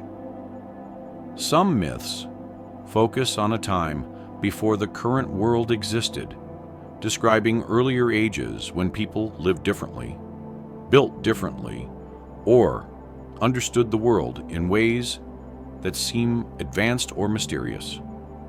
These stories don't provide direct evidence of early civilizations, but they raise the possibility that memories of earlier human activity were preserved long after the physical signs disappeared. A group living near a glacier that later advanced and erased their former settlements would have known that something existed beneath the ice. They might have shared tales about ancestors who once lived on land now unreachable. As the generations passed, those stories could evolve into myths about earlier worlds or ancient eras destroyed by forces beyond human control. In many cultures, there are tales of skilled ancestors who possessed knowledge that was later lost. Some accounts speak of people who could read the behavior of the land, predict seasonal shifts, or build structures that vanished long before the earliest confirmed settlements. These myths aren't necessarily literal descriptions of advanced technology, but they might reflect memories of practices developed during warm intervals, when early humans had opportunities to experiment, innovate, or collaborate. When the cold returned and forced people to move, these skills could have faded, leaving only echoes in the stories told by their descendants. The myth then becomes a preserved hint of something real that once existed, but no longer has material evidence. A recurring theme in many early narratives is the idea of journeys undertaken across landscapes that no longer exist. Some describe long paths through regions now underwater. Others mention travel across plains that have since become mountain valleys carved by glaciers. These stories might appear fantastical today, yet they could reflect real migrations across terrains that were accessible during lower sea levels. If a group traveled along a coastline that is now submerged, their descendants might preserve the memory as a tale of ancestors who walked across lands that disappeared. Over time, these accounts might blend with symbolic images of lost realms or forgotten pathways. The myth retains the shape of a memory, without the details that once anchored it to geography. Myths about people emerging from beneath the earth or disappearing into it could stem from experiences related to caves, shelters, or underground spaces used during harsh climates. When cold advanced, groups might have taken refuge in protected environments. Later generations could transform these memories into stories about origins, transformations, or contact with earlier beings. In this sense, myth becomes a bridge between environmental experiences and cultural identity. The story itself might not be literal, but the underlying memory could reflect how people adapted to dramatic climatic changes. Some traditions speak of groups who live before the current age, often described as wiser, taller, or more capable.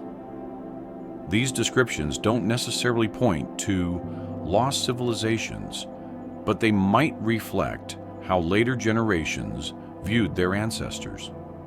The idea that earlier groups possessed knowledge that was forgotten align with patterns seen in communities undergoing environmental disruption. When a population moves from a warm, resource-rich environment into harsher conditions, complex traditions might fade. Knowledge that was once crucial might no longer be necessary. As it disappears, the memory of those who possessed it becomes magnified into myth. Over centuries, this can evolve into stories of an earlier world populated by people whose abilities seem extraordinary. Comparing myths from different regions sometimes reveal surprising similarities. Stories of rising seas, shifting climates, vanishing lands, or earlier ages appear in regions separated by mountains, deserts, and oceans. It's unlikely these shared motifs developed from contact between distant cultures. More plausible is that they emerged independently from shared human experiences of environmental change. The Ice Age and the warm intervals between glacial cycles affected people globally. Even if different groups never met, they lived through similar transformations. These shared experiences might have given rise to narratives with overlapping themes, each interpreting the changes in a cultural framework that made sense to those who lived through them. Myths often encode practical knowledge. A story about a forbidden place might describe a region made dangerous by shifting ice or unstable terrain. A tale about a great flood might warn of rising water levels that once forced people to relocate. A narrative about creatures living beneath frozen ground could preserve memory of large animals that migrated through ice-covered regions.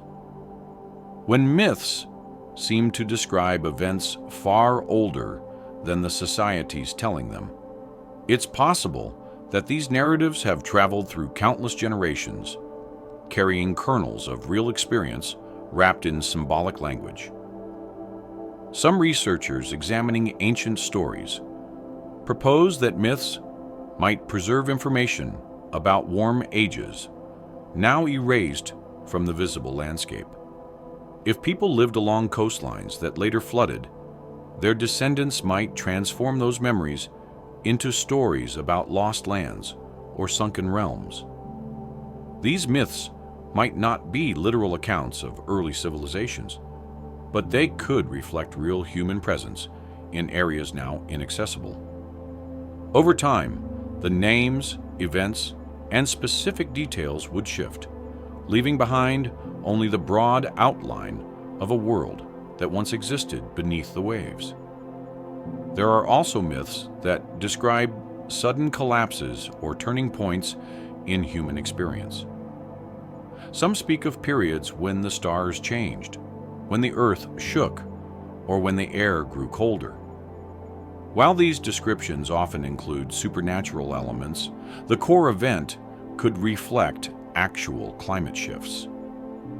A group living through the onset of a glacial period might experience dramatic environmental changes within a few generations. These changes would be difficult to explain without scientific knowledge, so they might be interpreted as acts of powerful forces or cosmic transformations. As the generations passed, the story would grow, but still preserve the memory of the shift. The role of myth in preserving ancient memory becomes clearer when considering how people rely on storytelling. In societies without writing, stories serve as repositories of practical, cultural, and environmental knowledge. They teach survival strategies, maintain group identity, and explain natural phenomena. When people witness events that reshape their world, they are likely to encode those experiences in narrative form. Even after details shift or merge with symbolic elements, the story continues to carry fragments of truth. Those fragments can survive much longer than physical evidence, especially in harsh climates where organic materials decay and ice removes traces of settlement. Some myths are striking not because of their content, but because of their timing. When a narrative describes a world event that aligns loosely with geological or climatic transitions, it raises the possibility that the story might reflect a memory from a time predating familiar civilizations. These connections don't prove anything definitively, but they suggest that myth and science may intersect more often than expected. The challenge lies in interpreting the stories without forcing them into unrealistic frameworks. The goal isn't to claim that every myth describes a real event, but to recognize that some may preserve echoes of experiences far older than written history. Myths also reveal how societies understand loss. When people witness the disappearance of land, animals, or ways of life, they create stories that help them process the change. These stories might describe entire worlds fading, or earlier beings giving way to new ones. If early groups lived through cycles of warming and cooling, their stories could reflect these transitions without explicitly describing the scientific causes. Instead, they might frame the events in terms of cosmic rhythms or moral shifts.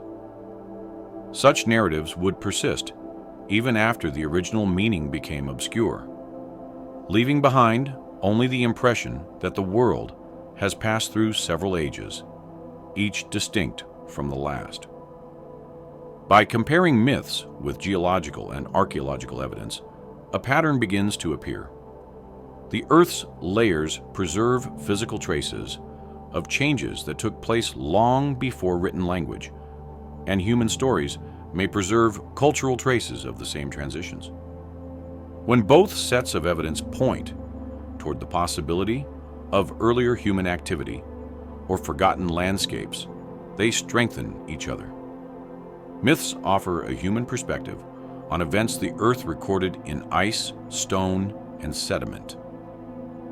Following these threads leads naturally toward questions about how knowledge from earlier ages might have survived, even when the physical evidence was removed by climate shifts, glacial pressure, or rising seas. Knowledge doesn't move through time in a straight line. It shifts, shrinks, adapts, disappears, and reappears in forms that look brand new, even when they're not. When we look at the long sweep of human history, it's tempting to imagine a clear sequence where new ideas replace old ones, and each generation builds upon the last in a slow upward climb.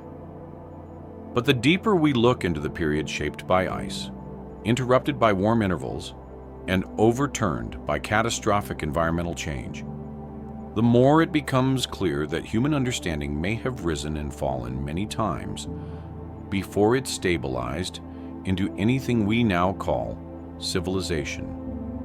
The question of whether knowledge survived the Ice Age or had to begin again after every major climate shift sits quietly between archaeology, anthropology, and the untold experiences of people who lived through those eras. Every scattered clue suggests that the answer may not be simple. Some knowledge likely endured, some was lost entirely. Some may have resurfaced after lying dormant in stories, or simple practices passed from one generation to the next. When considering what knowledge could have survived, it's helpful to think about what skills early humans relied on most. Navigation, tracking, shelter building, tool making, fire management, and reading seasonal patterns were not luxuries. They were essential to survival in environments that changed drastically from century to century. These skills would have been taught repeatedly, passed down through sight, repetition, and experience. Even if communities moved or split apart, many of these abilities would remain intact. Children growing up near advancing ice would have learned to interpret small signs in the landscape. Families emerging into newly warm valleys would have learned which plants returned first, which migration routes reopened, and which parts of the terrain became unstable as meltwater carved new paths. These insights didn't require writing or formal education. They were practical, lived knowledge that stayed alive as long as groups remained connected enough to pass it on. But not every type of knowledge is equally resilient. Information tied to specific places can vanish quickly if those places become unrecognizable. A group might learn to survive in a coastal region, now lost beneath hundreds of meters of water. They might have understood tidal patterns, fishing techniques suited to that shore, or particular plants that grew only in that microclimate. When the sea rose and the land disappeared, all that tacit environmental understanding would vanish with it. Later generations would move inland and develop new strategies suited to unfamiliar surroundings. Without stable geography, specialized knowledge becomes fragile. The skills that endure are the ones rooted not in fixed landscapes, but in adaptable principles. Fire can be made in many environments. Tools can be shaped from different stones. Shelters can be built using varied materials. But a knowledge system anchored to a specific ecological niche can collapse in a single generation when that niche disappears. Climate instability also influences how knowledge is preserved culturally. During warmer periods, communities might grow larger, stay in one place longer, and develop more intricate social structures. With more stability comes the opportunity to experiment, refine techniques, and accumulate traditions. People could create symbols, art, or long-term storage methods for food. They might develop crafting techniques requiring multiple steps or systems of cooperation that extend beyond immediate family units. These forms of knowledge depend on continuity and time. If a cold period abruptly returned and forced communities to move, disperse, or shrink, the complexity they had built could fragment. People might remember fragments of an older practice without retaining the sequence of activities required to reproduce it fully. Over generations, a once detailed skill might become a simple story or ritual with unclear origins. Some archaeologists argue that traces of this pattern already exist in the record. There are sudden appearances of tool industries that seem too advanced for their time, followed by periods where simpler tools dominate. Again, this doesn't necessarily reflect a loss of intelligence, but could reflect a loss of continuity. If a community with sophisticated techniques was displaced, or its population diminished during a cold period, the full tradition might not have survived. Later groups could rediscover some of these techniques independently, creating the illusion of sudden innovation. In this way, knowledge might have survived only partially, resurfacing in simplified forms until circumstances allowed it to flourish again. Oral traditions could also preserve knowledge through extended periods of instability, though not always clearly. A story about a particular plant's healing properties could persist even if the plant became rare or disappeared entirely from the region. The story might remain as a vague reminder, waiting until the environment changed again and the plant reappeared. Likewise, a tale about a dangerous shoreline might continue long after the shore itself vanished beneath rising seas, leaving only symbolic fragments behind. Later generations might reinterpret the myth without understanding that it originally described real geography. This creates the possibility that some knowledge survived in disguised forms, carried through eras when the conditions that originally made it relevant no longer existed. Another question arises when considering the spread of early humans across vast regions. If a small group developed useful knowledge during a warm period, how far could it travel? Migration routes often stretched across continents, and people encountered other groups along the way. They could exchange techniques, materials, or stories during these interactions. If one group learned how to create more efficient tools or manage resources more effectively, that knowledge could spread slowly across generations.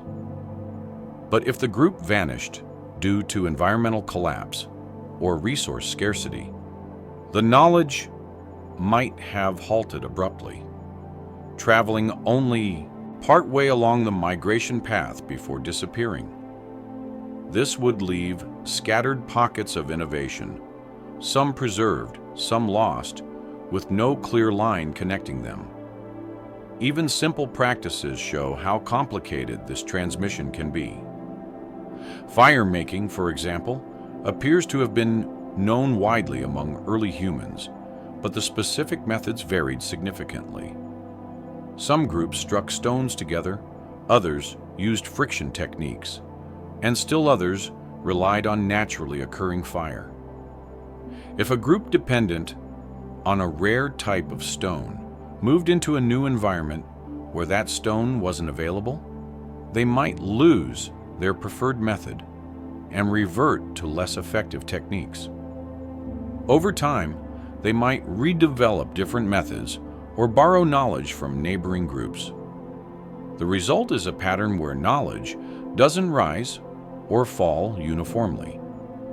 It moves in loops, spreads sideways, or fades until rediscovered accidentally. The Ice Age introduced interruptions severe enough to break many of these loops. Entire regions alternated between being habitable and uninhabitable across long cycles. People had to abandon locations repeatedly. Skills suited to warm, fertile coasts might become useless in frozen plains. Techniques developed for forest-rich valleys might become irrelevant once glaciers covered the land. These shifts could reset cultural development in certain areas, forcing groups to rely on their most basic survival knowledge while losing much of what they had built during more stable periods. Some researchers believe that certain advanced-looking tools or symbols appearing unexpectedly in later eras might represent fragments of older knowledge rediscovered or remembered imperfectly. A tool with a refined edge could be a distant echo of an earlier technique that was lost and later reinvented. A symbolic marking appearing abruptly might be a reinterpretation of an older practice preserved only in vague stories. In this way, knowledge wouldn't survive intact, but parts of it might linger in cultural memory until conditions allowed them to re-emerge. There's also the possibility that entire bodies of knowledge disappeared completely. Skills tied to specific materials, environmental cues, or seasonal patterns could vanish without leaving any trace. A group capable of building sophisticated shelters from a particular type of wood might lose that knowledge if forced into a treeless region. A coastal community with detailed fishing techniques might lose all such knowledge after several generations inland. Archaeological evidence rarely captures these kinds of losses because the techniques themselves often leave few durable traces.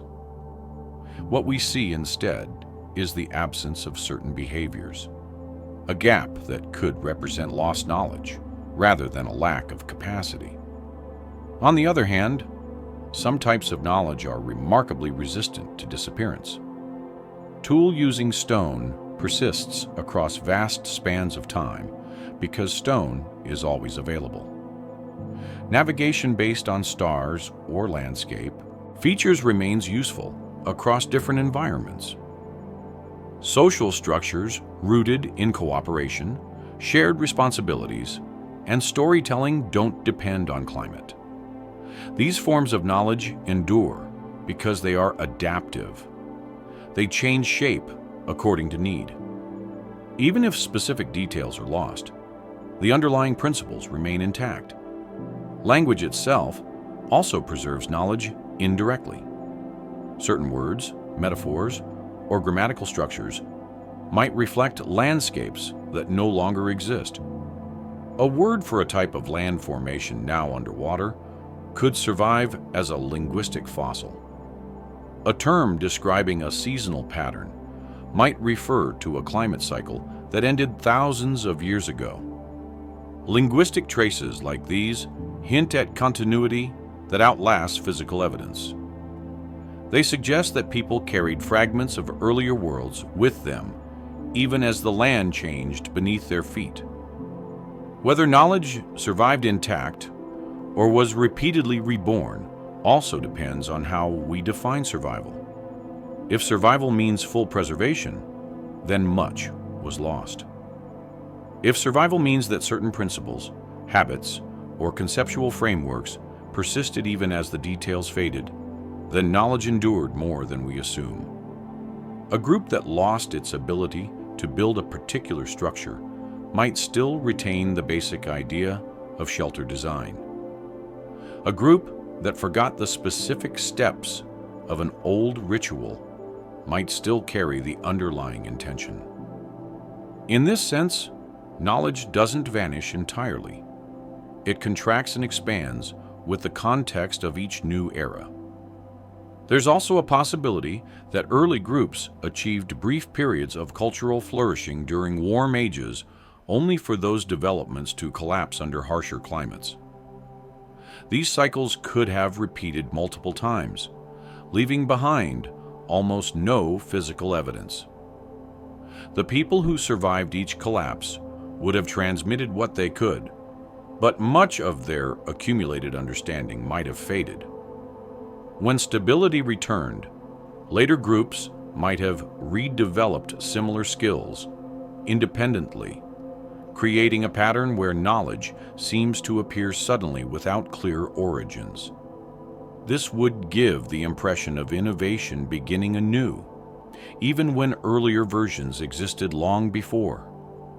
It's important to recognize that early humans were not passive recipients of environmental forces. They adapted creatively, experimented with new materials, and shared insights through stories, imitation, and practice. Their ability to learn from limited evidence, adjust to unfamiliar terrain, and form social bonds suggests that knowledge could have persisted through even severe disruptions. But persistence does not guarantee completeness. Knowledge might have survived in fragments, woven into practices so ordinary that they appear unremarkable today. A way of binding a tool, preparing a fire, organizing a group, or marking a pathway might be the last surviving thread of a tradition that once held far more complexity. Discussions about the distant past rarely unfold in straight lines. They branch, loop, and circle back as new information arrives or old assumptions are reconsidered.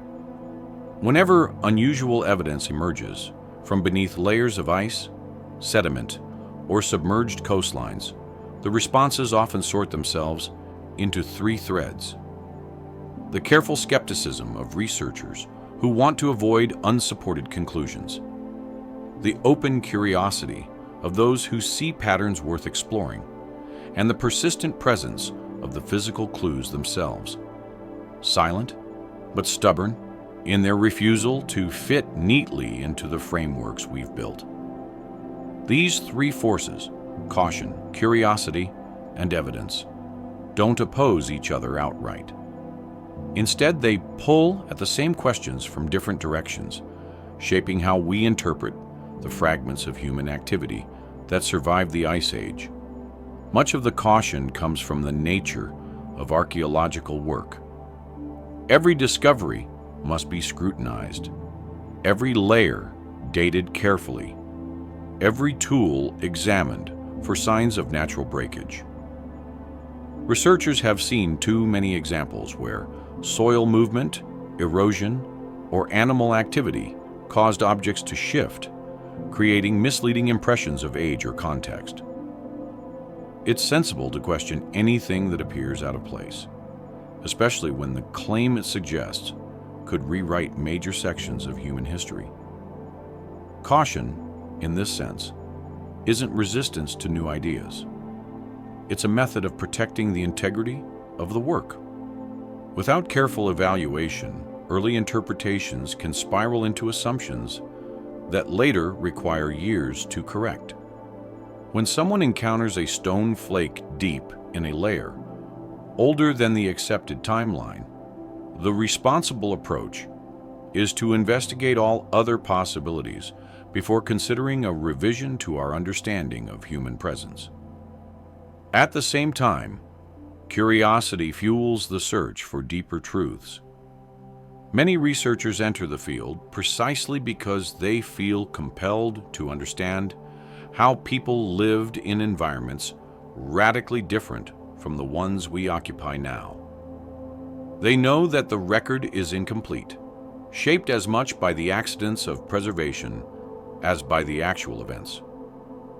When an anomaly surfaces, an unexpected tool, a pigment fragment, a footprint in the wrong place, curiosity invites further exploration.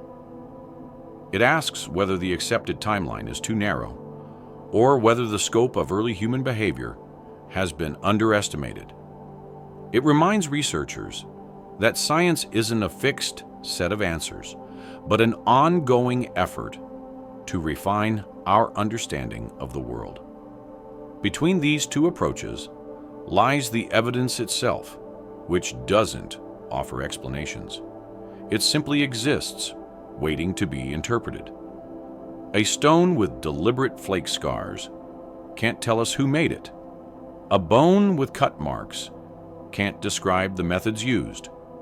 A pigment fragment doesn't reveal the hands that mixed it.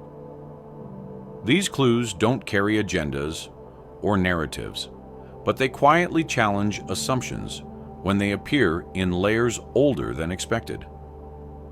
Evidence in ancient context often lacks the surrounding context needed to form definitive conclusions, which is part of why debates persist.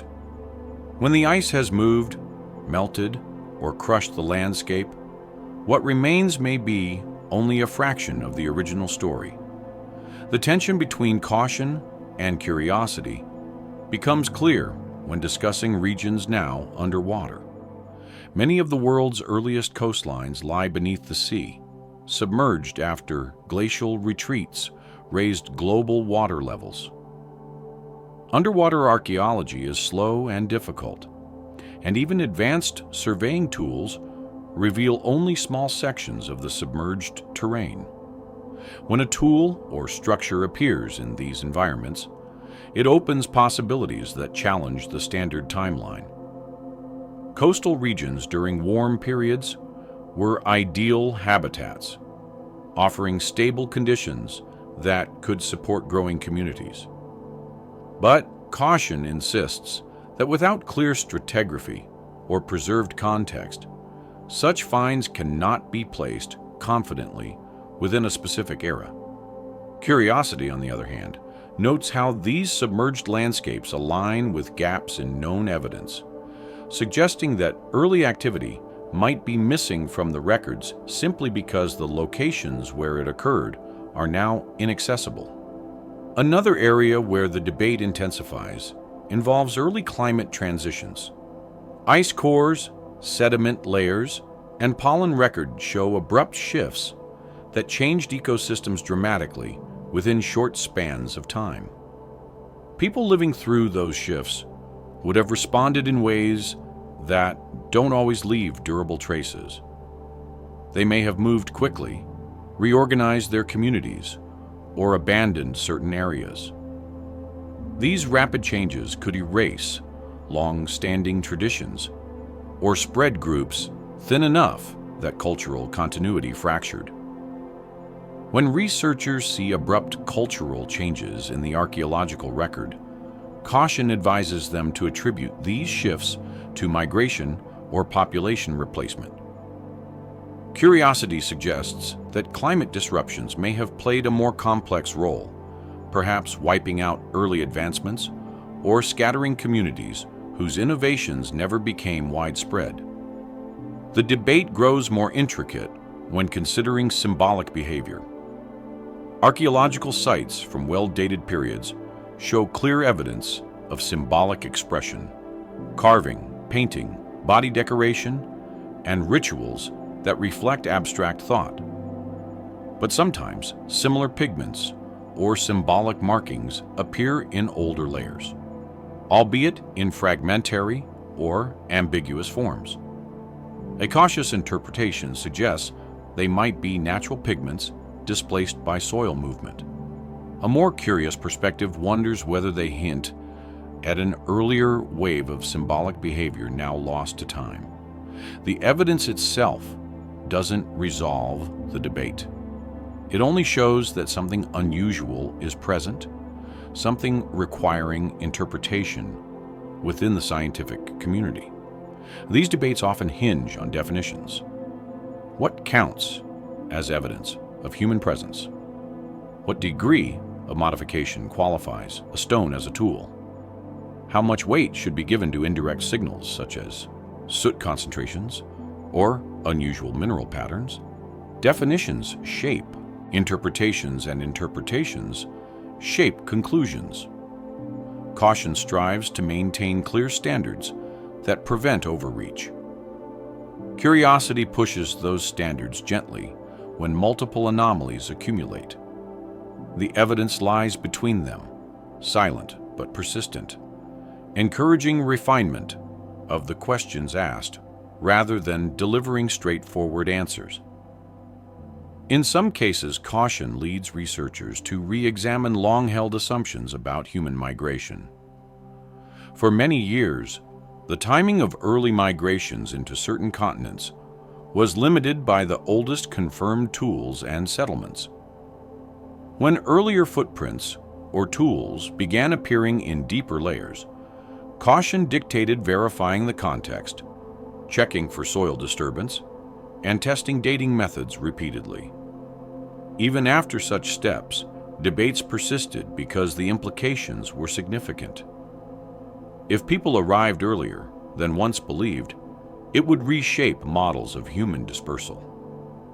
Curiosity embraced this shift, noting how the new evidence matched predictions made by researchers studying ancient climate maps, food availability, and migration corridors. The evidence ultimately brought both sides toward gradual revision, showing how debates can converge when additional data accumulates. Another dimension to this ongoing tension emerges in discussions about potential lost knowledge. Caution insists that without direct evidence, structures, artifacts, written records, we cannot claim that early groups reach levels of complexity comparable to later civilizations. Curiosity points out that physical remains from those periods would be exceedingly difficult to preserve due to glacial cycles, rising seas, and the fragility of organic materials. Evidence in this field tends to be indirect, composed of small fragments such as tool variability, pigment residues, or patterns in animal remains. Each fragment may be modest on its own, but together they suggest possibilities that the archaeological record hasn't fully revealed. The interplay of these forces becomes especially clear when examining claims made outside academic circles. Some interpretations stretch thin evidence into elaborate theories. Caution reacts to this by tightening standards, insisting that extraordinary claims require extraordinary proof. Curiosity remains open to the idea that early humans may have achieved more than we know, but it resists speculation unsupported by material traces. Evidence itself remains unchanged, but debates about interpretation intensify. Researchers must balance the need for scientific rigor with the willingness to follow leads that don't fit existing frameworks. Too much skepticism may prevent valuable insights, while too much openness can lead to unfounded conclusions. As data collection improves, debates shift. Advanced imaging tools reveal hidden layers beneath ice. Underwater scanning identifies possible settlement patterns on submerged plains. Chemical analysis uncovers unexpected compounds in ancient sediments. Each new method adds pieces to the puzzle while also raising new questions. Caution ensures that these methods are validated and understood properly. Curiosity drives new approaches, pushing technology into areas previously thought inaccessible. Evidence grows not only in quantity, but in diversity, offering multiple angles from which to interpret ancient behavior. There are moments when caution and curiosity align closely. This happens when evidence becomes overwhelming enough to support cautious acceptance of new interpretations while still leaving room for deeper exploration. The discovery of early artwork, for example, required decades of debate before being fully acknowledged. Initial skepticism gave way as more examples appeared, each supporting the idea that symbolic behavior emerged earlier than previously believed. This pattern repeats across many fields. What begins as an anomaly eventually becomes accepted once enough evidence accumulates. In discussions about possible early civilizations, the debate remains far from settled. Caution emphasizes that civilization requires specific markers, architecture, agriculture, long-term settlements that haven't been found in early layers. Curiosity counters that the environments in which early humans lived were unlikely to preserve such markers, even if they existed. Evidence, meanwhile, hints through subtle traces, organized hunting strategies, long-term site use, expansions of tool complexity, and patterns of resource management that mirror later forms of structured behavior. These hints don't prove anything conclusively, but they complicate attempts to dismiss the idea outright. The most difficult part of navigating these debates is accepting uncertainty.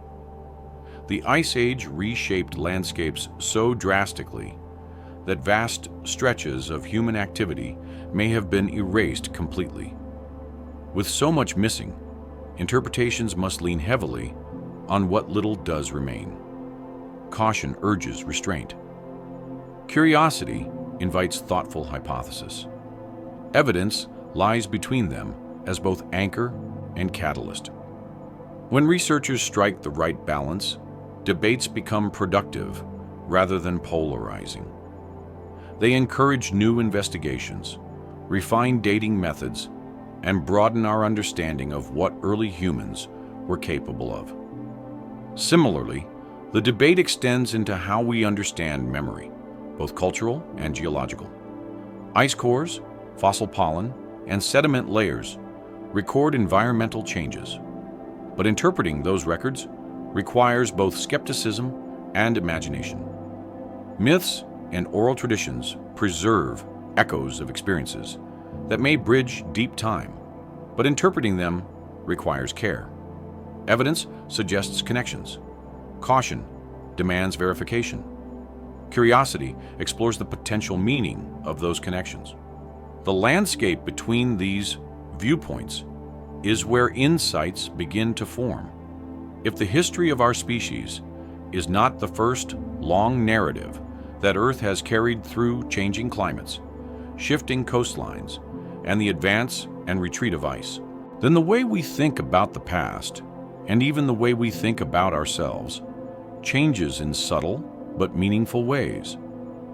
It doesn't require imagining elaborate lost empires or technology far beyond anything supported by evidence.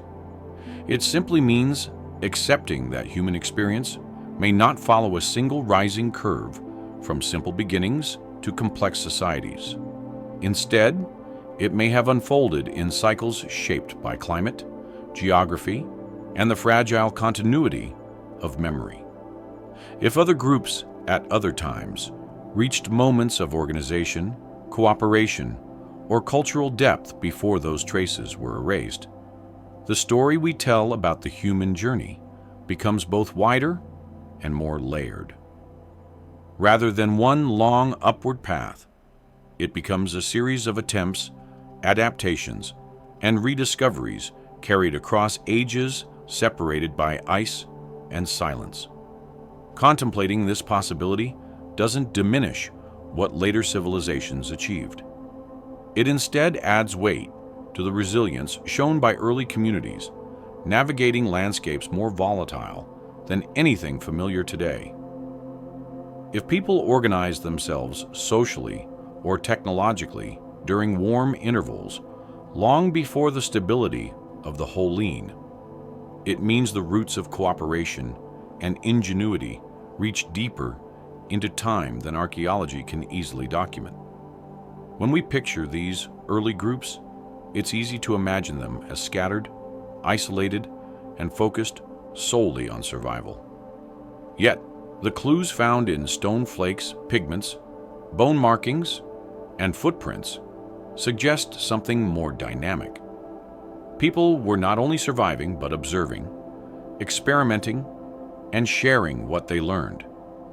They were noticing patterns in seasons, understanding the behavior of animals, adapting tools to new materials, and forming bonds strong enough to carry traditions across generations.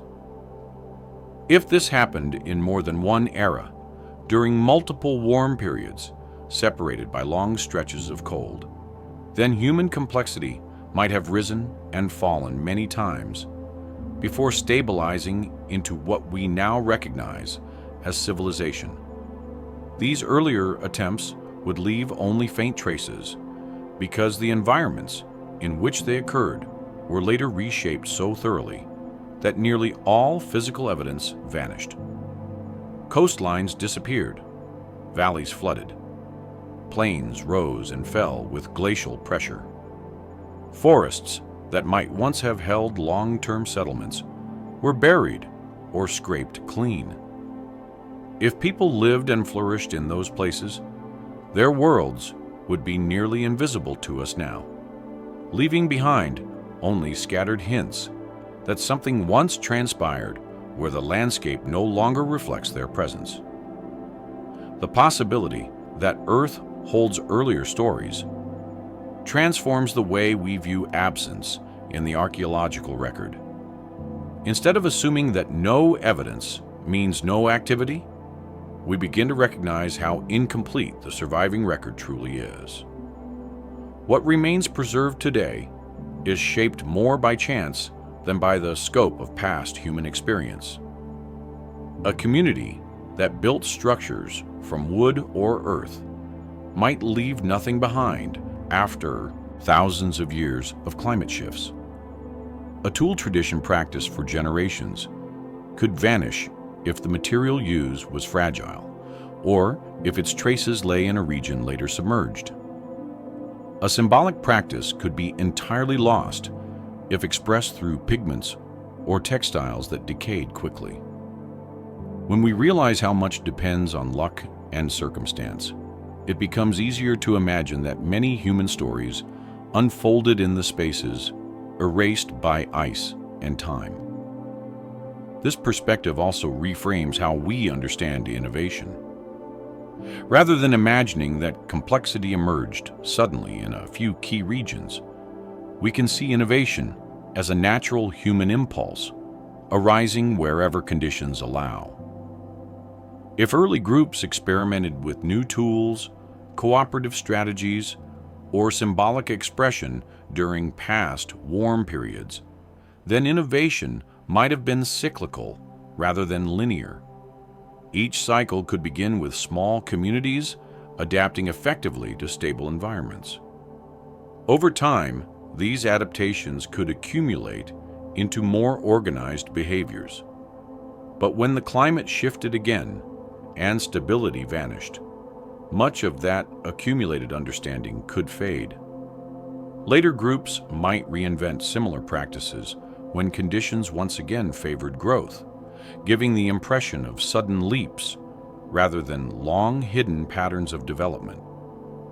Understanding that we might not be the first story the Earth has told also shifts how we interpret myths, symbols, and cultural memories. Many traditions speak of earlier ages, forgotten worlds, floods, and lands that vanished. While these stories are not literal accounts, they often contain echoes of real environmental shifts. If a group preserved memories of a warm age that ended abruptly, or a coastline that slipped beneath rising waters, those memories could transform into myths about previous worlds or lost realms. Over thousands of years, the details would blur, but the core themes could remain. These themes might then reappear in cultures far removed from the original events, suggesting shared human responses to disruptions that occurred repeatedly across different eras. If earlier chapters in the human journey existed and were erased, it invites a reconsideration of what counts as progress. Instead of seeing civilization as the inevitable outcome of human development, we begin seeing it as one of many possibilities that emerged under specific environmental conditions. The stability of the last 10,000 years allowed agriculture, cities, writing, and long-term institutions to form. But earlier groups living in less stable climates may have reached different forms of complexity, ones suited to their surroundings, ones that did not leave lasting architecture or durable artifacts. Their accomplishments would be measured not in monuments, but in survival strategies, cultural expression, and knowledge adapted to landscapes that no longer exist. This view highlights the adaptability of humans rather than the inevitability of civilization. It emphasizes how quickly people can reorganize themselves when conditions change and how creatively they respond to new challenges. If people survived multiple cycles of climate instability, they likely carried fragments of knowledge across those transitions. Even if large systems collapsed, essential principles may have persisted. Cooperation, tool-making, storytelling, and the ability to read environmental cues. These principles formed the foundation of human culture, and their continuity suggests that, even if earlier attempts at complexity were lost, they contributed indirectly to later developments by shaping the resilience and ingenuity of those who survived. At the same time, accepting the possibility of earlier stories means accepting that most of what once happened will never be recovered. The Earth is not a perfect archive. It keeps only a fraction of what it witnesses, and it erases far more than it preserves. The portions that survive do so because they happen to fall in places where conditions favored longevity: dry caves, underwater silt beds, or stable sediments untouched by glacial movement. Most human activity occurred in landscapes that were later transformed in ways that destroyed delicate traces. If people built shelters in forests, lived along ancient coasts, or traveled across plains now hidden beneath oceans, their presence might only be detectable through indirect signals. These signals, tool fragments, pigment traces, unusual sediment layers, are subtle reminders rather than clear evidence. They whisper rather than speak, offering glimpses rather than full accounts. Thinking in these terms encourages humility. Our view of the past is shaped not by the sum of all that happened, but by the sum of what happened to survive. When we assume we are the first story the Earth has told, we risk overlooking how much was lost before our earliest records began. Recognizing that there may have been other stories doesn't change our place in the world, but it enriches the context in which we understand ourselves. We become part of a larger tapestry of adaptation, resilience, and curiosity, a tapestry woven through multiple cycles of change. This perspective also opens space for questions rather than conclusions. Instead of seeking definitive proof of early civilizations or dismissing their possibility outright, we consider how evidence, memory, and environment intertwine. We see how small hints in the geological or archaeological record can suggest larger patterns without fully revealing them. We recognize that ancient people may have known more than we assume, not because they possessed advanced technology, but because they were deeply attuned to their surroundings in ways that modern life often obscures. If we are not the first story Earth is told, then the significance lies not in the specifics of the lost chapters, but in the continuity of human experience. Every group that adapted, learned, and persisted contributed to the long arc that eventually led the present. Their stories, even if erased materially, may echo in the practices, instincts, and shared memories that later generations carried unknowingly. The land remembers in its layers. People remember in their stories. Between the two, fragments of earlier worlds survive,